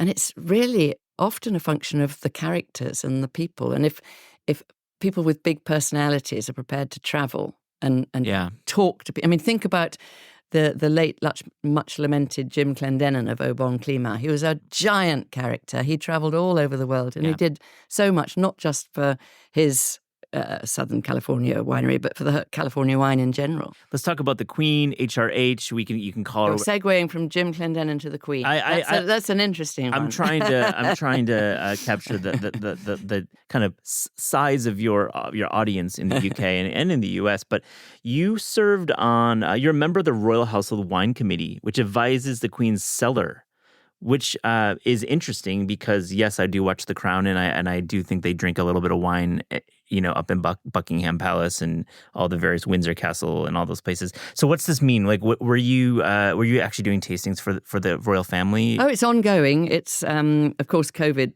brought a bit of tasting to a halt. But normally, 3 or 4 times a year, myself and the other 4 members of the committee, 4 or 5, who are in the trade, we go into the cellars at Buckingham Palace or Windsor Castle in response to a tender that's been put out, so that we're blind taste a whole load of wines that people want to sell to the royal cellar and decide among ourselves which ones to buy. But they're chiefly for entertaining rather than the royal family individuals. General consumption, right? So a lot of it is for giant receptions. There could be 250 people. And if we choose something that's too expensive, then we get, the press saying, this is shocking. Very interesting because, a state dinner here in the States would, everything is political. Like every choice, every chef, every item on that menu is publicized. But what you're saying is kind of the opposite. You're saying you go in and taste blind, you pick the wines that you think taste great, and then you serve them to 500 people at a reception. So how does it not become political if you're picking like a wine from like a region that maybe isn't represented by the Queen? Well, these big receptions tend to be it could be everyone in the restaurant business, for instance, and the wines chosen for them won't be widely reported. The ones that are widely reported are for the state banquets. I was lucky enough to go to one at Windsor Castle for Carla Bruni, and I always remember her name before Sarkozy. Sarkozy, the old president. Yeah. She's cooler. Yeah. Just on the record. Yeah, much cooler. Yeah, house party guest. And they do report. The press scrutinizes minutely the wines served at those banquets. But funnily enough, they are not chosen by us. They're chosen by the Foreign Office's cellar. Got it. So, what's your interaction with the Queen?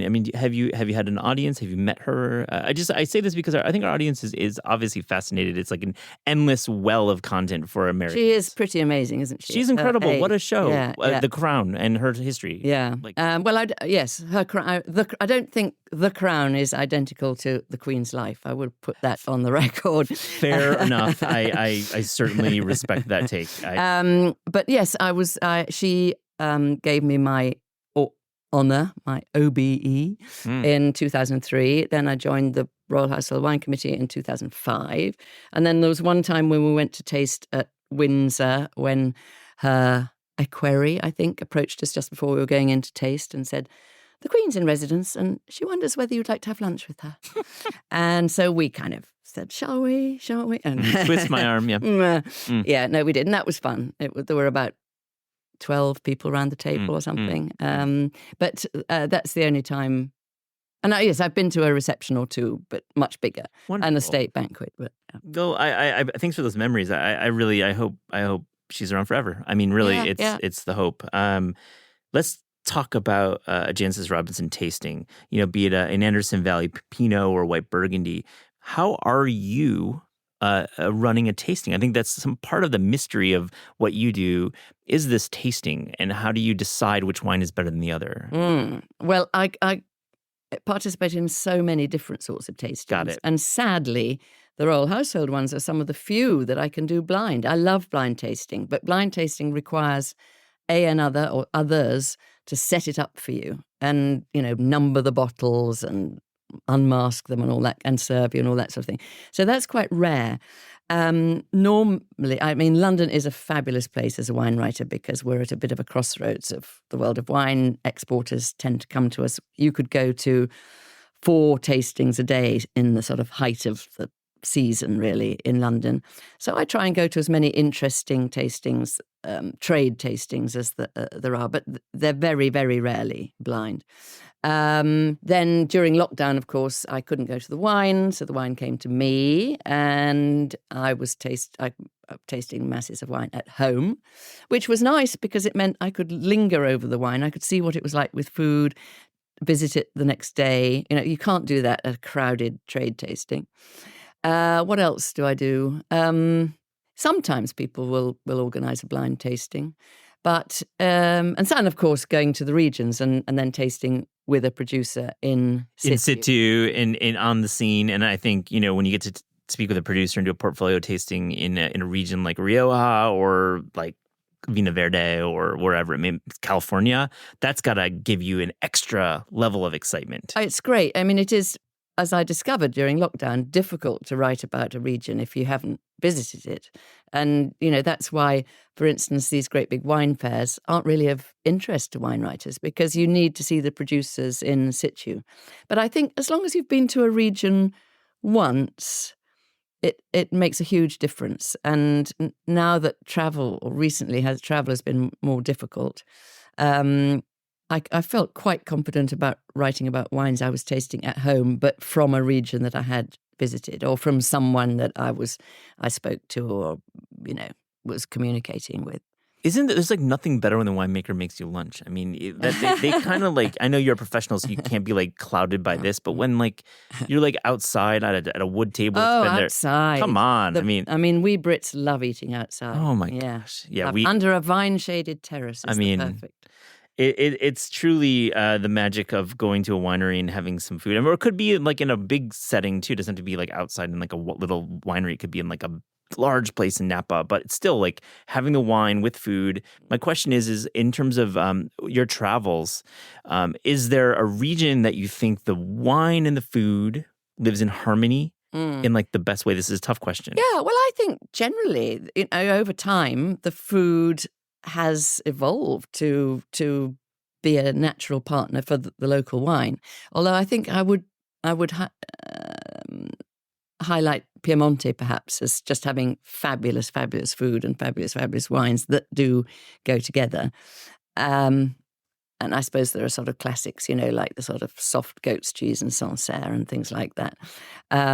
Mendoza, the big hearty Malbecs with a kind of, an asado. The beef grilled out in the and I've yet to have a chimichurri sauce that's as good as anything you can get in Argentina. I don't know what the magic ingredient is. Probably beef fat. Maybe. I think you put beef fat into it. I don't know, because it's kind of herbs and vinegar, I think. I think there is that little bit of, they put something in this. I've never been to Argentina, but I think they put a little, because those herbs grow great around the world. And maybe the vinegar from the wine. Don't know. Anyway. I love that you went all over the globe. I guess is there a region that you think is emerging in terms of the food and the wine coming together that you wanted to marinate on a little bit? I think Greece would be an obvious example, and because really great wines and very, very particular food there, and of course because the climate's so dry, the flavors tend to be very strong, very strongly accentuated. Great call.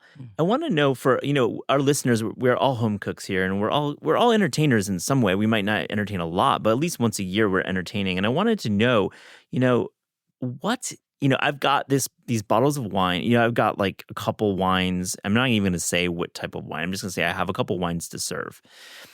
What is a great dish that you can serve that won't like blow out your palate and like that will let the wine speak? Say you've spent a little bit of money on this wine, but you want to serve it with some food. I think a big mistake we make is we add flavors to the canapes or the first course that just absolutely destroy us.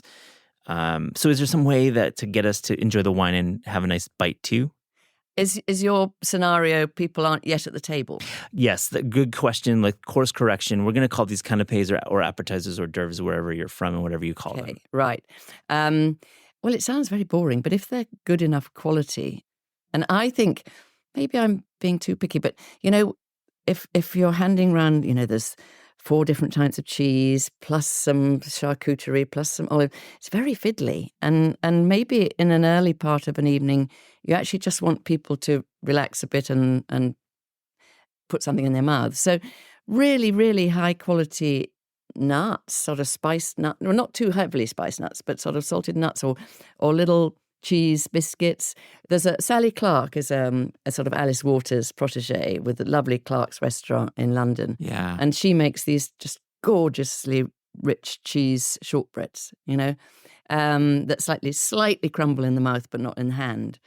She has a tendency to make them too spicy for wine. So in fact, we had a big party quite recently and I ordered a whole load of those cheese shortbreads, specifically asking Sally not to put too much spice in them, and she didn't get the memo. Drift, and she's got Jancis Robinson bringing in over wines, and she's gonna like bring some curry powder in there and blow at her. I love that pick because I think we have Parmesan shortbread on Taste, and I'll link to a recipe in our show notes. That because sounds perfect. I think that's a really, really smart decision. I do agree that when you have like 4 cheeses, and they're beautiful cheeses, and maybe some sapressata, it gets too fiddly, to quote you. Let's talk about a flavor. A wonderful flavor, potentially the best flavor, but a flavor to absolutely avoid when trying to accentuate wine. I think there aren't that many things that really kill wine, but too much chili just kind of puts heat. Your palate is on fire and just can't taste anything. So that would be a problem.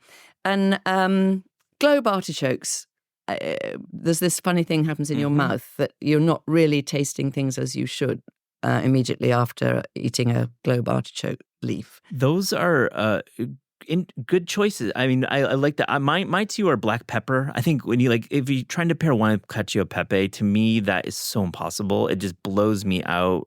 That's funny because Tim Hannay, who's a fellow master of wine, who researched quite a lot of the whole such taste thing, he, for a long time, positively advocated adding black pepper to, I think he said if you had something that had a lot of tannin in it, the chewy thing in young red wine, it made it less obvious. I think that was it. But I know you said Tim's his name? Tim Hannay, Hanni. I'm not going to dispute Tim. I feel Tim knows what he's talking about. I'm just a guy, and I well, respect it. Interestingly, he no longer drinks at all either. But he did do a lot of research. That's all I'm saying. My other one is citrus. I think citrus, like if you're doing a citrus salad, it's just so hard. Yeah, it is, especially yes, citrus acidity. I think vinegar is not as much of a problem. Vinegar is less. I mean, a nice vinegar. I mean, salad and a white crisp wine, so great together. I'm going to go a little lightning round here because I know we could marinate for a while on these topics. But I mean, I can't believe I wrote this down. It is the most underrated wine region, Jancis. I mentioned Greece. I think Portugal is a very obvious candidate. It's having trouble getting the prices it deserves. And what I love about both Greece and Portugal is that they have this massive array of indigenous grape varieties, each of which have strong characters and provide us with so many different tastes from the usual diet of Cabernet, Merlot, Chardonnay, Sauvignon. And And Portugal also has a range of amazing terroirs as well. So Portugal should be high on everybody's list, along with Greece. South Africa is wildly underappreciated here in the US, not so much in the UK, but there is this new wave of wonderfully competent winemakers discovering old vines, doing their best to coax really interesting wines out of them that are, again, unlike the kind of, norm, if you like.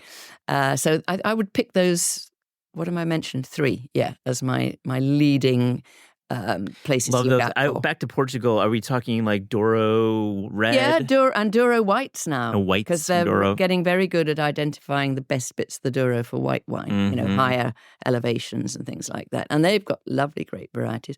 Alentejo's doing some great stuff. Down. So they, and Cool pronunciation. Down. Down. Yeah. No, and Vinho Verde. No, honestly, and Portugal makes some stunningly good value wine. Oh my God, Vinho Verde. I had a producer called Afros once that was insanely crisp and just felt like a Vinho Verde is like too cheap. Like ridiculous. And we, initially we were taught it's called green wine and it's for drinking very, very young. Right. But actually, some of them now are aging beautifully. Yeah, I love those regions. I want to know then, okay, let's go to the other side of the coin. Is there an overrated region that you're maybe spending, there's a little bit of a tax because like are we talking like Napa? I'm just like, I'm not leading the witness, but I'm like, are there overpriced, yes. wines? Gosh, yes. From certain regions? There are hundreds of overpriced wines, but they're the ones that billionaires are chasing. Yeah. I think the Burgundians can't believe what's happened to their prices thanks to this. Each wine produced is only produced in small quantities. The number of billionaires is rising rapidly. The proportion of them getting into wine is also rising. So that there's just a kind of inflationary spiral there. Yeah. And same's true of the really top Bordeaux's as well. Those two regions, I mean, it is the crashing of commerce and just like millennial billionaires. Literally, there are hundreds of them out there who are finally getting into wine and there's a lot of Asian interest in wine. People with very deep pockets too. Yeah. Is there one producer? I say this for our audience because like it's tough to go shallow, but with you in the audience. But I appreciate this. Is there a producer that we should seek out that just is a great value or just an interesting producer? I would say, not leaving South Africa behind, the leading member of the South African New Wave producers is called Eben Sadi, S for sugar, A-D-I-E, and his label is Sadi Family. And he's admirable. He's just the sort of person I was talking about earlier who travels and inspires people and makes people think South Africa is a great wine producer. Always evolving, really worried about climate change. So he's gone through the huge hoops of getting new grape varieties through quarantine and planting them because he realizes that he's got to have Mediterranean grape varieties that can withstand really hot, dry summers. Because things are changing in Cape Town. And no water in South Africa. Cape Town's had terrible drought. And he has 2 top wines, a white called Palladius, beginning with P for Peter, and a red called Columella, sort of, classical names. And they're both blends, which change every year. And really serious wine made with huge amount of integrity. They're not discoveries in the sense that they're not $100 a bottle, but they're 70 or they can be north like of that. 50, which is a price point for some. Yeah. But still, it's Sardis, you said? Sardi family. Great, Sardi family. Yeah. So we've gone a while, and I haven't brought up natural wine. And I intentionally Although we nearly got there when we were talking about additives. We did, and then this low intervention wine movement. We were talking about additives, and I had a little restraint. I was like, let's not go there. Jancis, I mean, this is the number one topic that I think our listeners are interested in hearing about is like the idea of the natural wine movement. So I'm not going to even lead and say I'm not going to give you a specific question. I'm going to say, tell us what we should know about natural wine right now.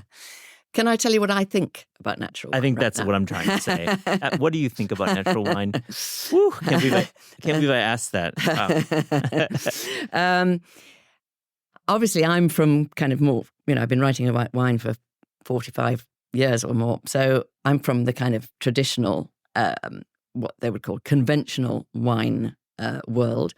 And what's distressed me is that quite a lot of my peers tasted one or two of the early natural wines, which a lot of them were faulty, technically faulty. And they just sort of used that as an excuse to write off the whole natural wine movement. And now I'm never going to drink natural wine. Then the other thing that distresses me is go into a certain sort of Paris wine bar, especially in the northeast of Paris, and you can't get a glass of wine without being subjected to a sermon, a lecture about how evil all non-natural wine is.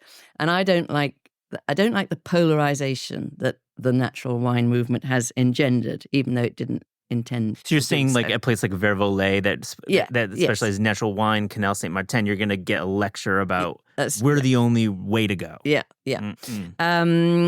So and yet over time, I'm finding more and more good, the proportion of good natural wine is increasing.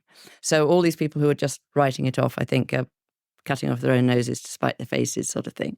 And also there's an awful lot of wine that doesn't sell itself on the basis of being natural, but actually is, but it has qualities sufficient to sell itself without leaning on the natural. I mean, I'm thinking of something even like Chateau Latour in Bordeaux. Very famous, very expensive wine. Yeah. But to all intents and purposes, it's pretty much a natural wine. But they'd never, say, we're part of the kind of sandal-wearing bearded movement. So I think it's exciting that the conventional wine world has been challenged and that a whole slew of potential new wine drinkers is much more interested in natural wine than conventional It's like wine. Dan Barber saying he has an organic vegetable on his menu. It's like Chateau Latour is saying they're just not going to say it. No. They're just going to let it present itself. Yeah. So I think my ideal world, the conventional camp, the conventional camp is definitely using fewer and fewer additives every year. There's no doubt about that. Then the proportion of organically grown wine and biodynamically grown wine is increasing. So they're moving more to a kind of natural position. And I would love to see the two camps kind of it's kind of not going to happen overnight, but coinciding more. So we don't have these two camps that are inimical. I love that point of view. And I think one last question about natural wine.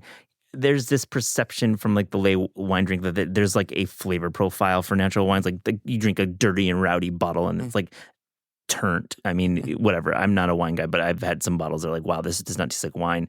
How do you respond to like people writing that there's a flavor profile that's like somehow like a little off or turnt or I don't know, effervescent. I don't know what the word is, but I suppose I would then maybe give them say, why don't you have a lovely, Lapierre Beaujolais that will taste mainstream to you, but will actually be natural.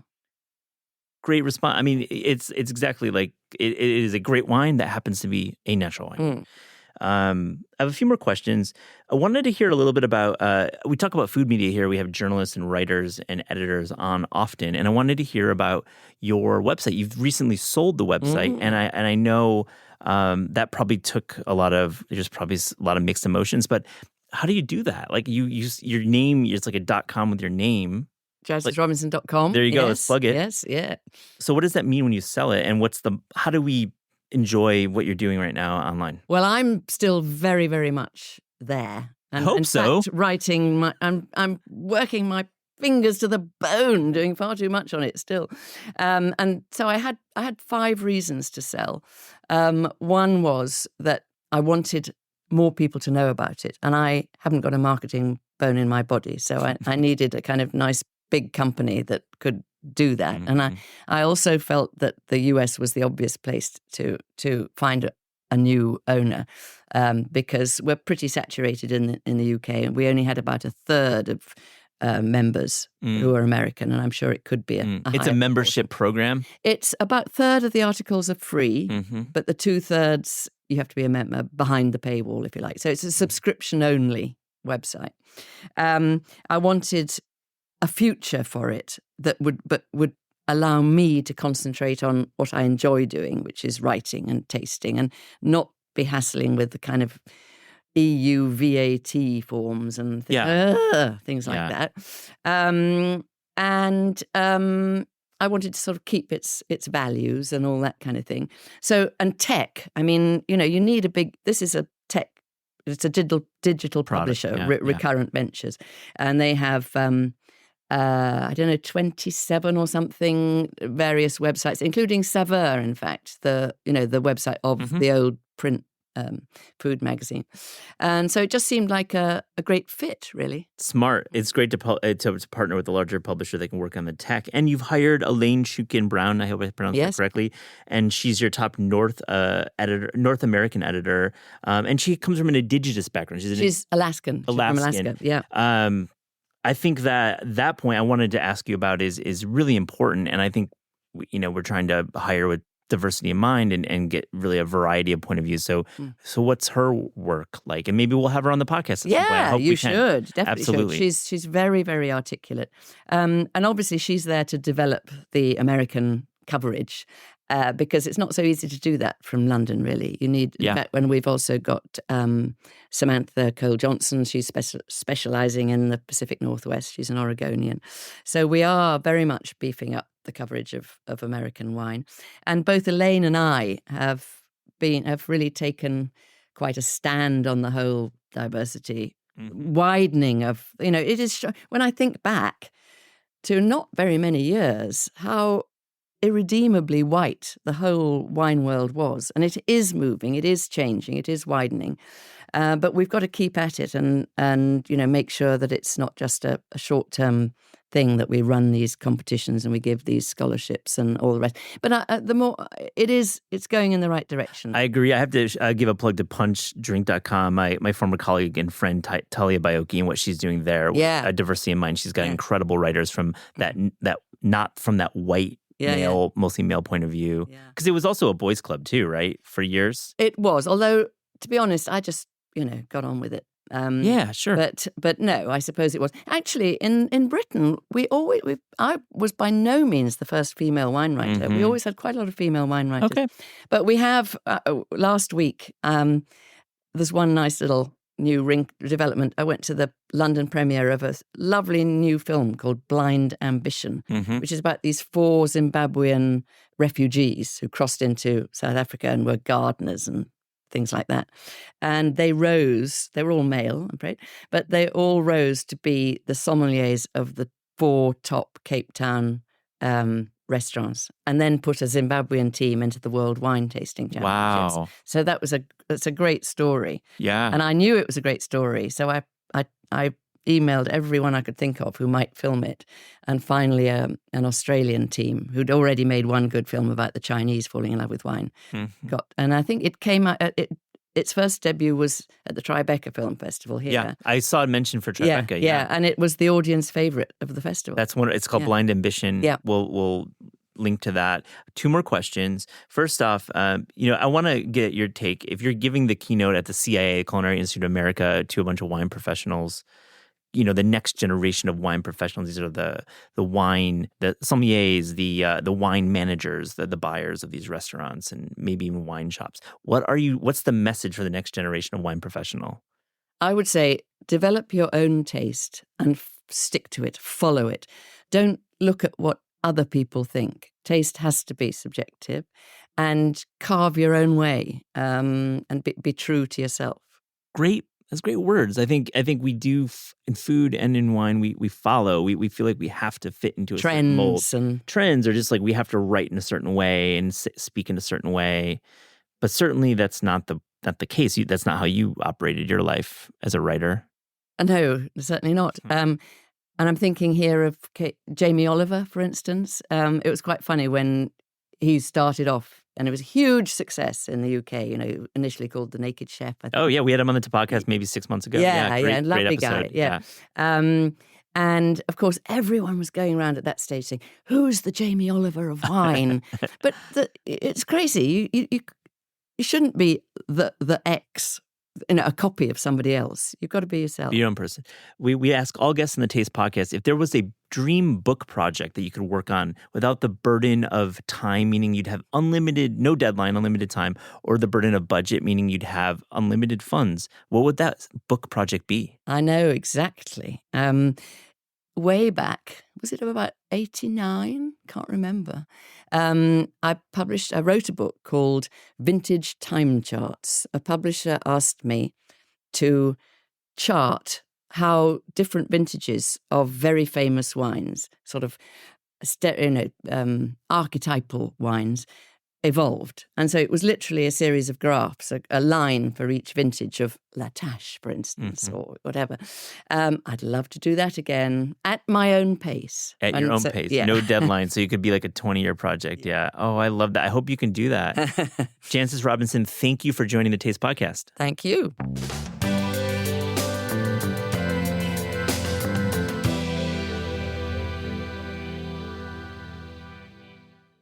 Talia Baiocchi, welcome to the Taste Podcast. Thank you. Glad to be here. I'm so happy to see you. My God, we worked together for several years. You brought me back in the building. It's been since 2019. So it's that lobby has not changed. Nope. Maybe some books have changed, but the lobby looks the same. It's nice and comforting. Oh, the books have probably not changed either. I wanted to have you on just to talk about Punch and all the great work you've been doing there, and just in general your career in cookbooks and just in media. We were friends well before we worked together at Punch, and I just love your taste. You have a great view of the food world. Thank you. That's really nice. And one big part of working with you is just coming in the morning and talking about what we cooked or where we ate the night before. It was just such a joy to hear you and Chloe and Lizzie and Anna and Tatiana. All of us came together and we're chit-chatting about what we did. So I have to just start. Where have you been recently, restaurant-wise? In New York City, you're such a voracious restaurant goer. I know you could be a restaurant critic if you wanted to, if you ever wanted to enter that, because you just have great taste. What's been good? What's been not good? Well, in the spirit of the old office chatter, I'll tell you where I was last night, which is at Raoul's, which I've actually been to twice in the last 2 weeks. And, it's always like a wait. If you don't have a reservation, it's tough to get a reservation. You got to get online at midnight 2 weeks out. But it's like one of those restaurants that is just so perfectly New York that you really couldn't imagine anywhere else. And the food is better than it needs to be. I actually think it's the best. If you're ever craving steak à poivre, it's the place to be. They make a great non-pretentious martini. Pretty much any classic that you order there, everything is free poured. No one's jiggering anything, but the drink arrives. It's the right temperature. It's delicious. The playlist is always perfectly Gen X. I'm not even Gen X, but I appreciate it. And the scene is always just this perfect mix of New Yorkers. It feels just that place couldn't exist anywhere else. So I was there last night, sat at the bar, had a steak à poivre, ran into a couple of people I haven't seen in a long time. It's always that industry spot. Is that Village or West Village? What do you call it? West Village. Yeah, it's it's on definitely Prince, West Village, toward 6th Avenue. Yeah, always neighborhood restaurant. It's always been locals hanging out there. Yeah, the last time I was there 2 weeks ago, Cyndi Lauper was there. It's that kind of place. Nice. So I love Raoul's. Lately, I've really loved Place de Fête. I think it's the kind of restaurant that New York has proved to do really well. It's in the same vein as Four Horsemen, Estella, where it's just really beautiful high acid cooking and great wine and great cocktails, great vibe. And focused on seafood, and they do it really well. I love Al Badawi. Went there recently with a group and really loved it. Last week I went to Aval, which is in Bushwick. Really great Persian restaurant. One of the original chefs from Sofre. I don't know if you've been there. Oh yeah, Sofre. Yeah. So it's not a Sofre restaurant, but it's a chef from Sofre. Exactly. Got went and opened his own place and really delicious food. This was back in Punch's sort of old stomping grounds off the Morgan stop. Yeah. And what a great office. Great. I mean, that office was awesome. I miss that bodega across the street. They had great tripe stew that everybody would get when they came in, and they were just a little bit worse for wear in the morning. A little bit, and great steak coffee up the street. It's a good spot. Yeah, totally. So I've been loving those spots recently. I've always loved Dame. I like Lord's. I had a great meal at Casa Mono. I hadn't been there in probably 5 years, and it's still just reliable, delicious One food. of the most tourist-centric restaurants in New York, I feel, Casa Mono. It's been in guidebooks for 20 years, but still great. I went there maybe 2 years, but I think during the pandemic I went there actually, so it was really solid. Yeah. Great list. Yeah, so My that's God. kind of where I've been. Thank you for recently. coming to play. Talia came to play. And another part about like these morning catch-ups or Slack channels if we weren't in the office was like cooking, because we collaborated on Taste. You were an editor at Taste, and we collaborated on so many great stories. But I just loved getting your take on home cooking. I loved talking about fish cooking. You are just like the most passionate fish Love cook. to cook fish, yeah. I mean, what's your new passion? I've been like caught up with you in a while. Is there something that you're making right now that you just love, that you feel like is a sign of you? Well, I've been making, I'm like very much in like a stew zone, which is Nice. Generally where I get like sort of around this time of year. But I've been cooking a lot of Mexican food, got a tortilla press, been kind of doing that. And I do a lot of chile verde, chicken and pork chile verde. Nice. Chile colorado, chile con carne, chicken tinga, stuff You're just like making tortillas from fresh masa? Yeah. How are you doing like just instant? water. It's just like masa harina and water. And it's super easy and quick, and been loving that, and just freezing tons of it. So I've just been like in a bulk cooking mode, and I just loading myself up for the sort of dead of winter. And I've been doing a lot of that. I've been making a lot of citrus salads lately too, and some of it inspired almost every time I go to Zuni in San Francisco. I like sort of walk away with like some way to incorporate winter citrus or winter fruit into a salad. And I'm not a big fruit eater, and like having a way to eat fruit in a savory, sort of through a savory lens is like always fun for me. So I've been doing like some persimmon, burrata, pomegranate stuff. I like that. So burrata is the kind of bringing in the creamy, savory element. Is it like low acid or high acid in the vinaigrette? Pretty high acid, especially with like getting the pomegranate in there and then really good olive oil. There was a salad I had at Zuni maybe 2 years ago that was just winter citrus, brown butter, and toasted hazelnuts. Like that is it. Just cut really thin, and it's perfect. And I find myself like going back to that as well. But a lot of stews, still eating a lot of fish, still cooking a lot of fish. Still cooking a lot of fish. The occasional whole rabbit gets roasted. Oh, that's right. You had a rabbit face for a while. A big rabbit face. Yeah. That's like, you can do a whole rabbit. Underrated protein for home. Totally. It's pretty easy to break down. Like there's a lot on YouTube, and then whatever you don't eat, you turn it into a ragu. Yeah. And like, what is it about rabbit meat? Because it is quite clean. It doesn't have like too much game in it. But why do you like cooking with it? You know what? Part of it is this. I love rabbit ribs. So when you cook a whole rabbit, and this goes back to like a dish I had like forever ago in a place called Paco Morago in Barcelona. Oh, Paco Morago, the egg.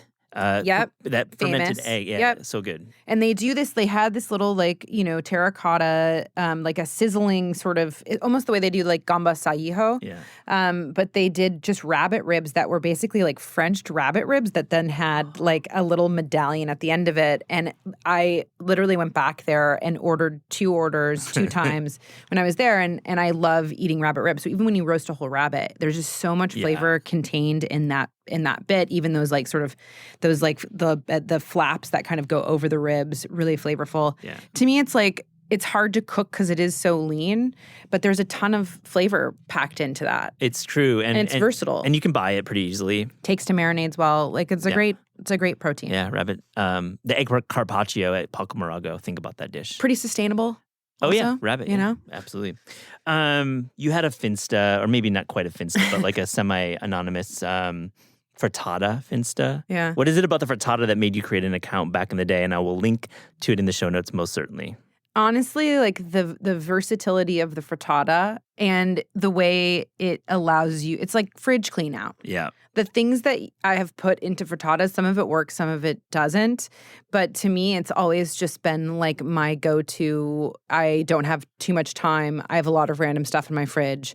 I'm going to put it into a frittata. Yeah. And so, I sort of like fell in love with making them and like testing the limits of the frittata, which is what that Instagram account was all about. It was really cute, and I will link to it. Is it a cast iron? Is it a stainless steel? What's the pan for a frittata? Oh, well, I kind of have gone down a lot of different paths with the frittata, but I'm really into now nonstick. I just go straight nonstick. But the satisfaction of sliding a whole frittata out of a pan and onto a plate is you unmatched. gotta use nonstick for eggs. Nonstick. For eggs. I mean, you're just like causing a lot of pain in your life if you're using like cast iron for eggs. I mean, look, I would love to be that person, but my cast irons are never seasoned properly. Never. And so like it's no matter what I do, like it's sticking.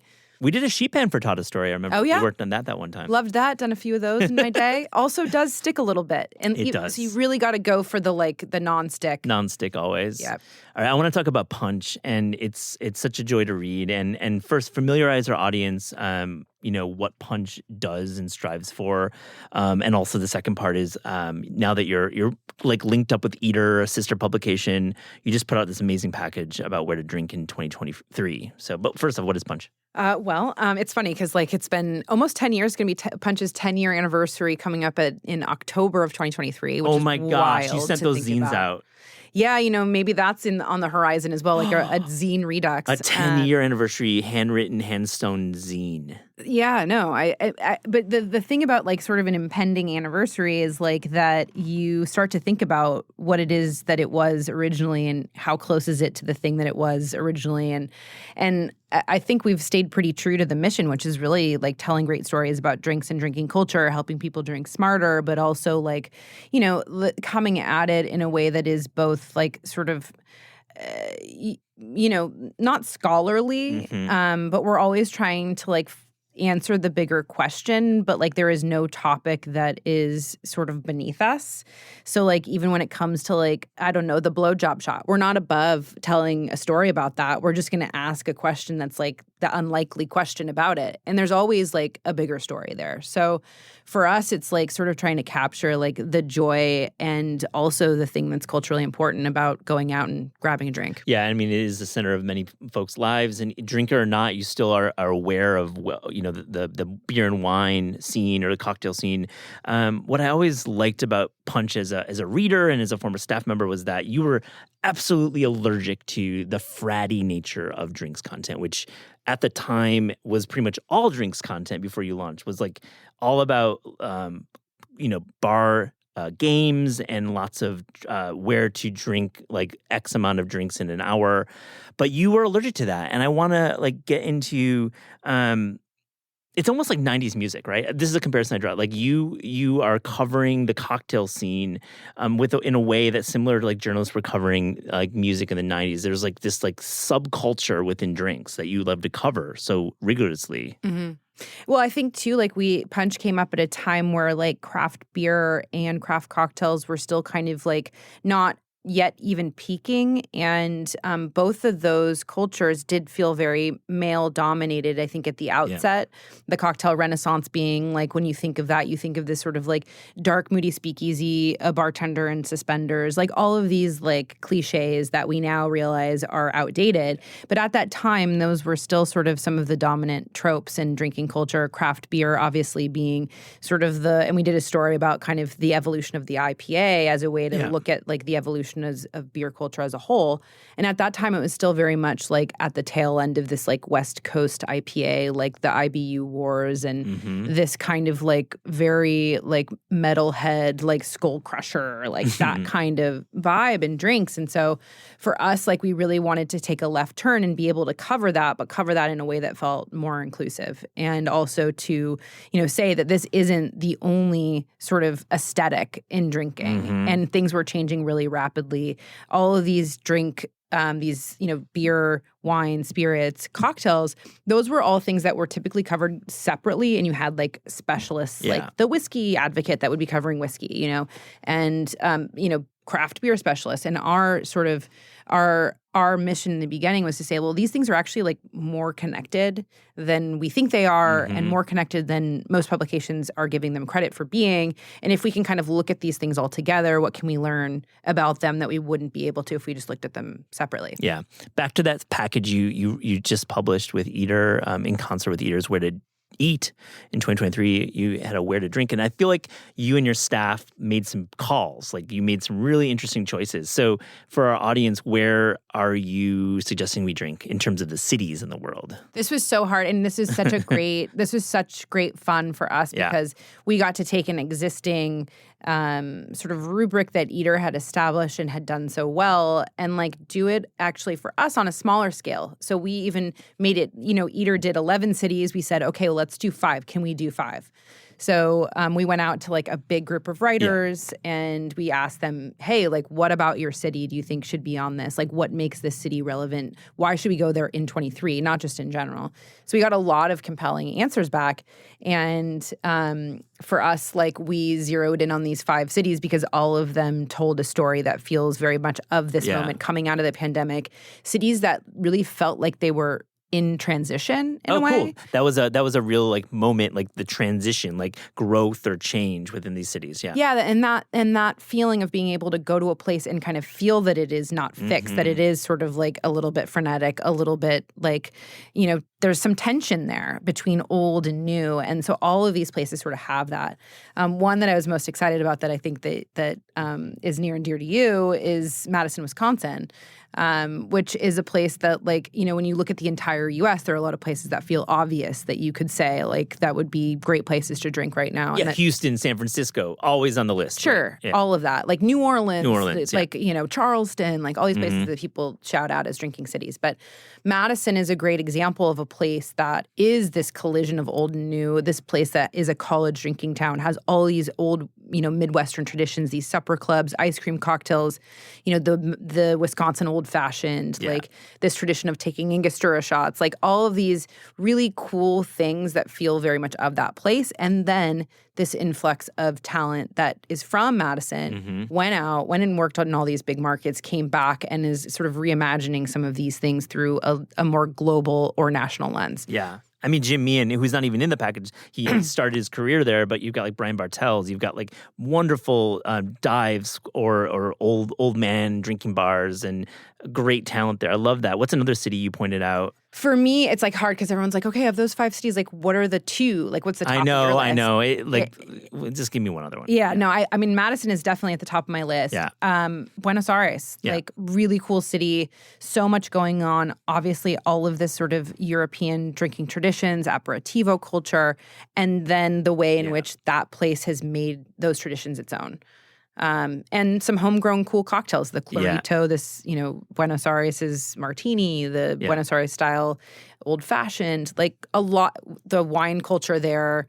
Part of what's interesting to me is like Argentina and South America sort of lagged behind Chile, for instance, in its natural wine movement. Interesting. That's all happening there now. And a lot of those wines aren't even getting to us yet. So like you go to Buenos Aires and you can go to these natural wine bars and drink these wines from, you know, in and around Buenos Aires. Speaking of natural wine, you are such an astute observer of the wine industry. You came up as a wine professional before your journalism career. And I'll link to this in show notes. Jordan Michelman wrote a cool piece for BA and had him on the show to talk about it. And I wanted to get your take on natural wine. Is it losing its cool? I have some thoughts on the piece, but I wanted you to start about the natural wine movement right now, the challenges it may be facing, especially with like public perception. #NattyWine is a real movement, but it kind of undersells what's really happening. Yeah, I mean, you know, this is like such a familiar, being a music geek, like this is such a familiar story, is like, you know, the band that you want people to pay attention to and is finally everyone pays attention and understands why they're good. And then everyone's upset that like the band is successful, right?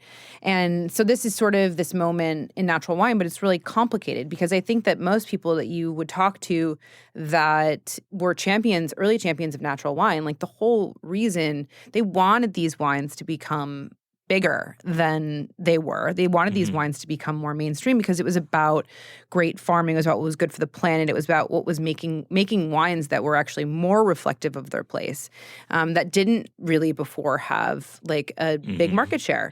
And so then, you know, those wines get their market share. And there are some things that are disappointing about that because you see like abuses of the natural wine moniker. Yeah. You start to see people who see that this is big business, that this is culturally relevant, and that are making wines that don't deserve to be called natural, but they're sort of imitators.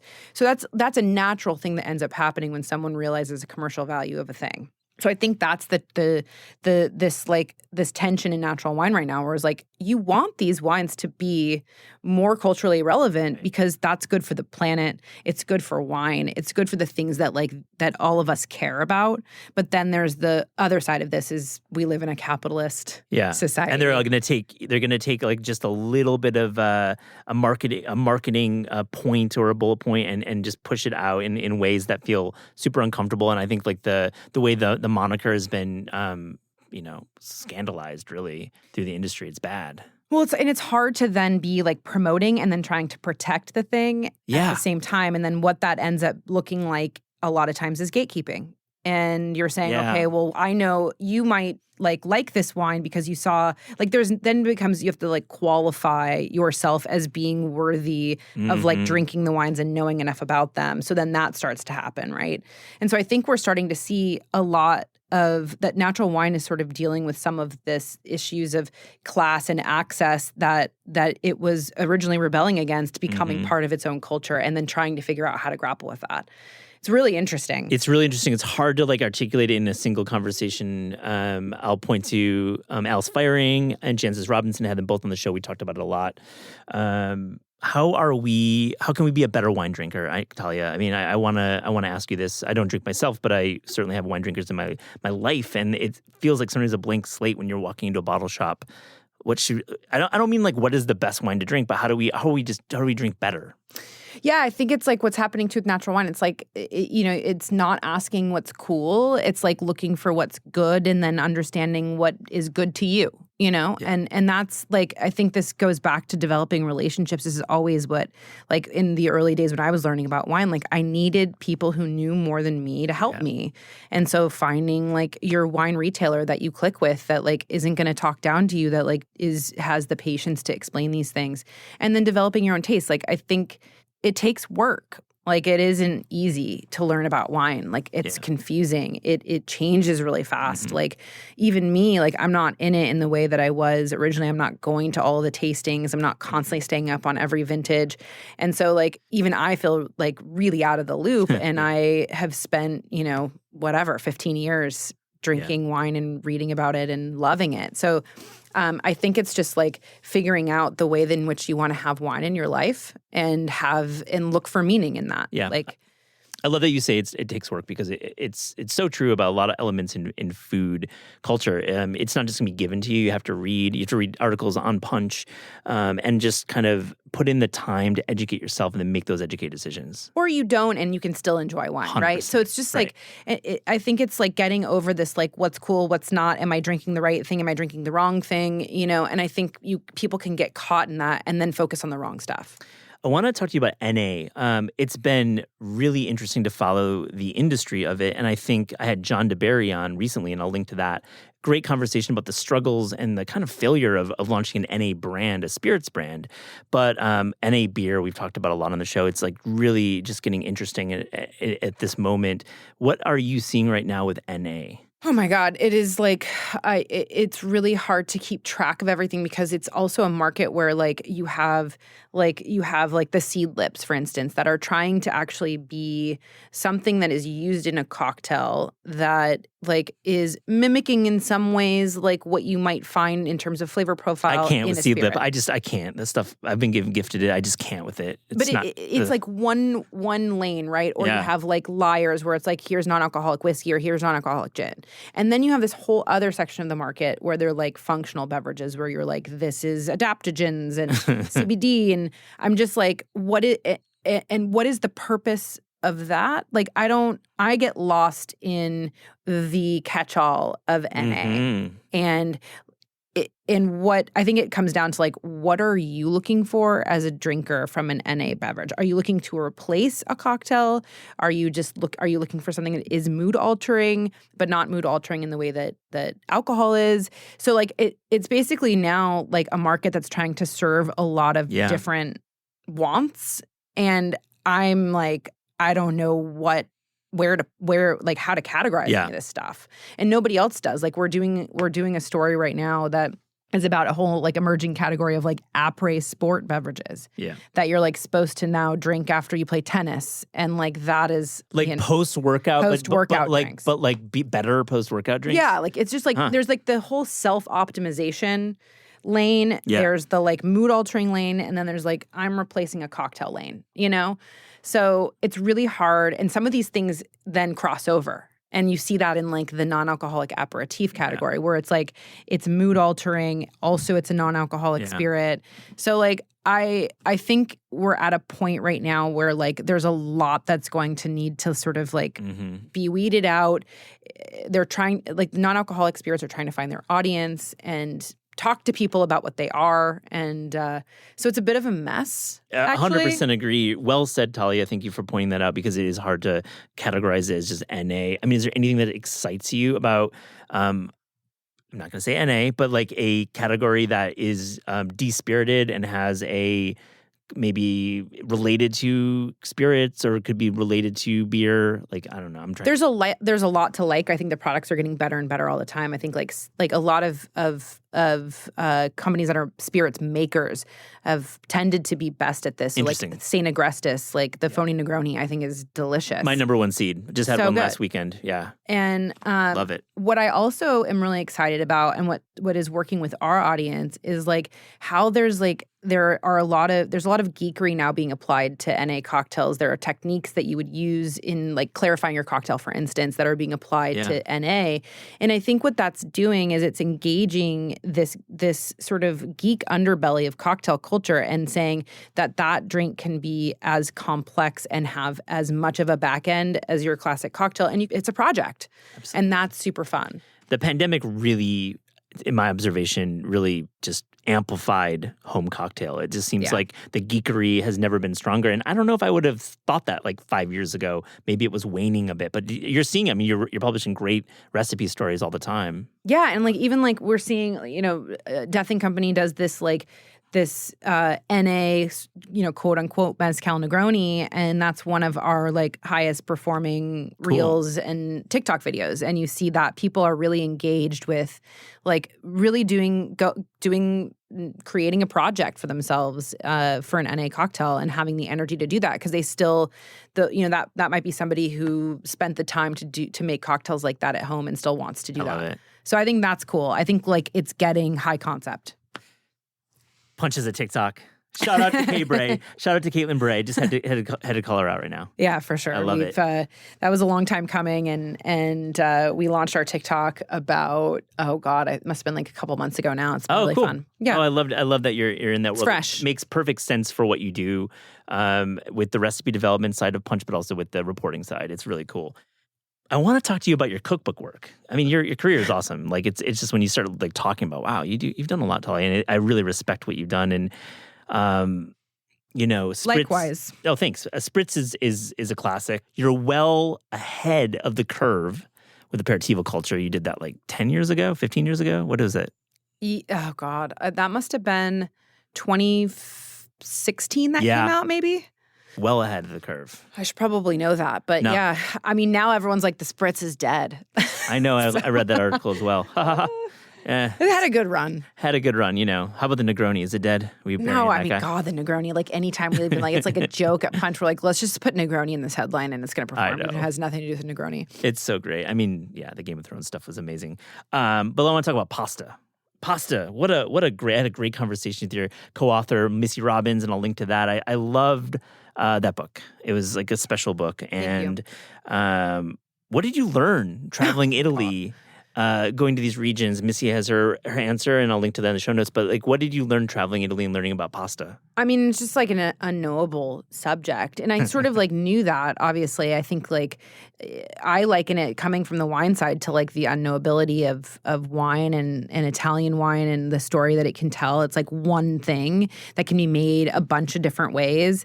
And each person that makes it a different way. And I like, I perhaps naively like getting into this book, it was like, okay, like we're going to make this book. It's going to be part like Missy's story and her point of view and then a reference book. And it's like, what an idiotic thing to try to tackle. Meat on top of meat. It was a lot to it was a lot. Bite off, yeah. And so I think very quickly I was so grateful to have Missy's point of view as a guide in this because there would have been no other way to sort of narrow this enough to even begin to talk about it. And so like using her story of going from like Italian American classics in New Haven, Connecticut to understanding regional classics for pasta, and then having enough information to be able to then go home and start cooking your own pasta. Like that felt like a very manageable and logical structure for the book. And thank God we had it, because I don't think it would have been doable otherwise. But you know, it's the same thing with wine. Like the first trip that I made to Italy right after college, when I was really interested in wine and wanted to learn more, I was like, I'm going to be traveling for this for the rest of my life. And I felt that way about pasta too. I'm going to be going to Italy for the rest of my life to learn about it. Yeah.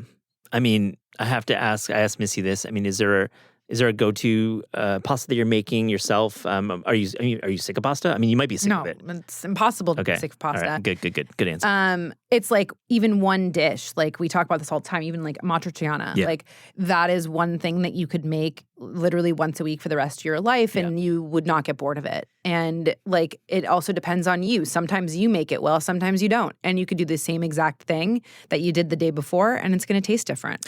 I have to ask you, we ask many of our cookbook authors about the very last recipe in the book. Yours is on page 385. I mean, that's a long book. Roasted squash with hot honey and breadcrumbs. So let's give the story behind this recipe that probably didn't get as many eyeballs as some of the other recipes.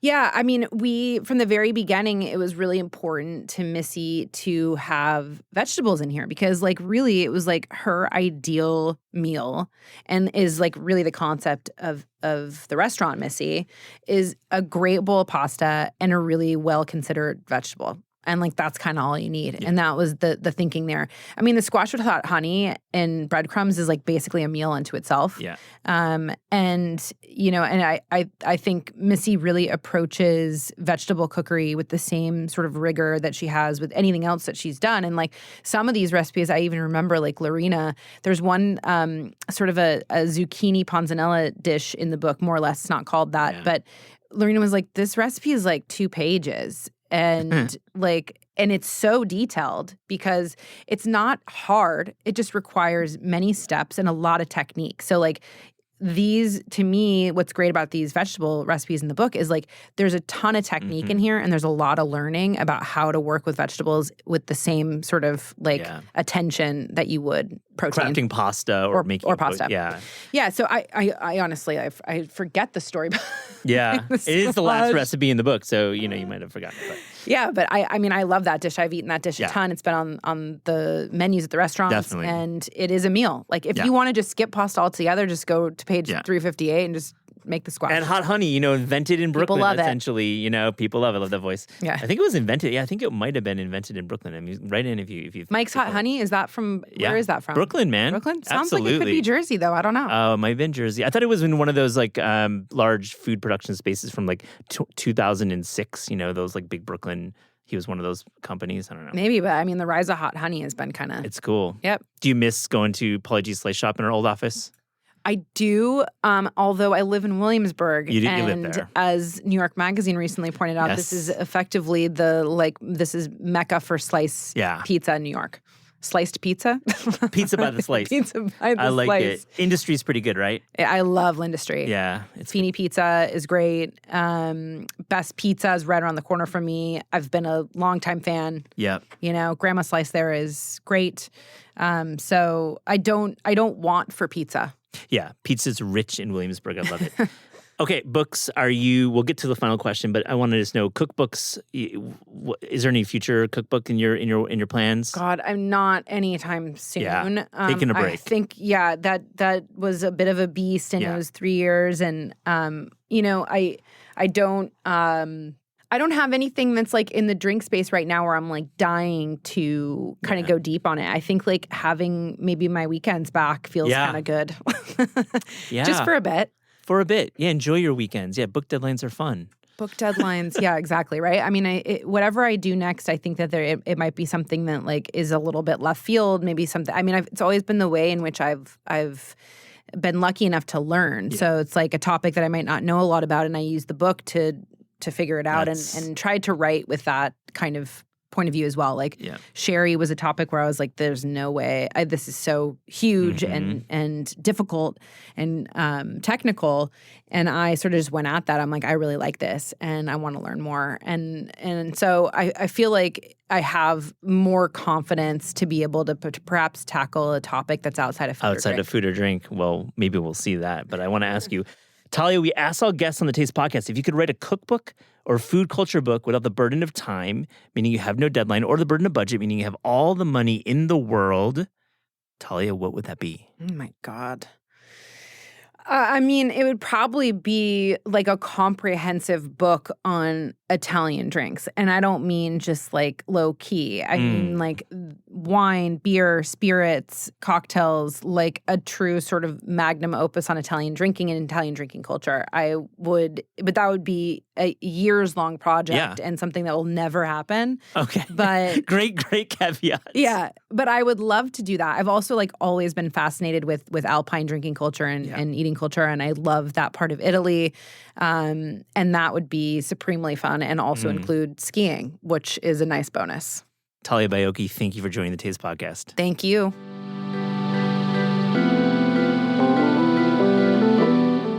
This is Taste is hosted by Eliza Abarbanel and me, Matt Rodbard. The show is produced by Shalia Harris and Pat Stango and edited by Clayton Gumbert. Theme music by Steve Rydell. Visit Taste online at tastecooking.com and make sure to subscribe to our newsletter for updates on all cool things that are happening.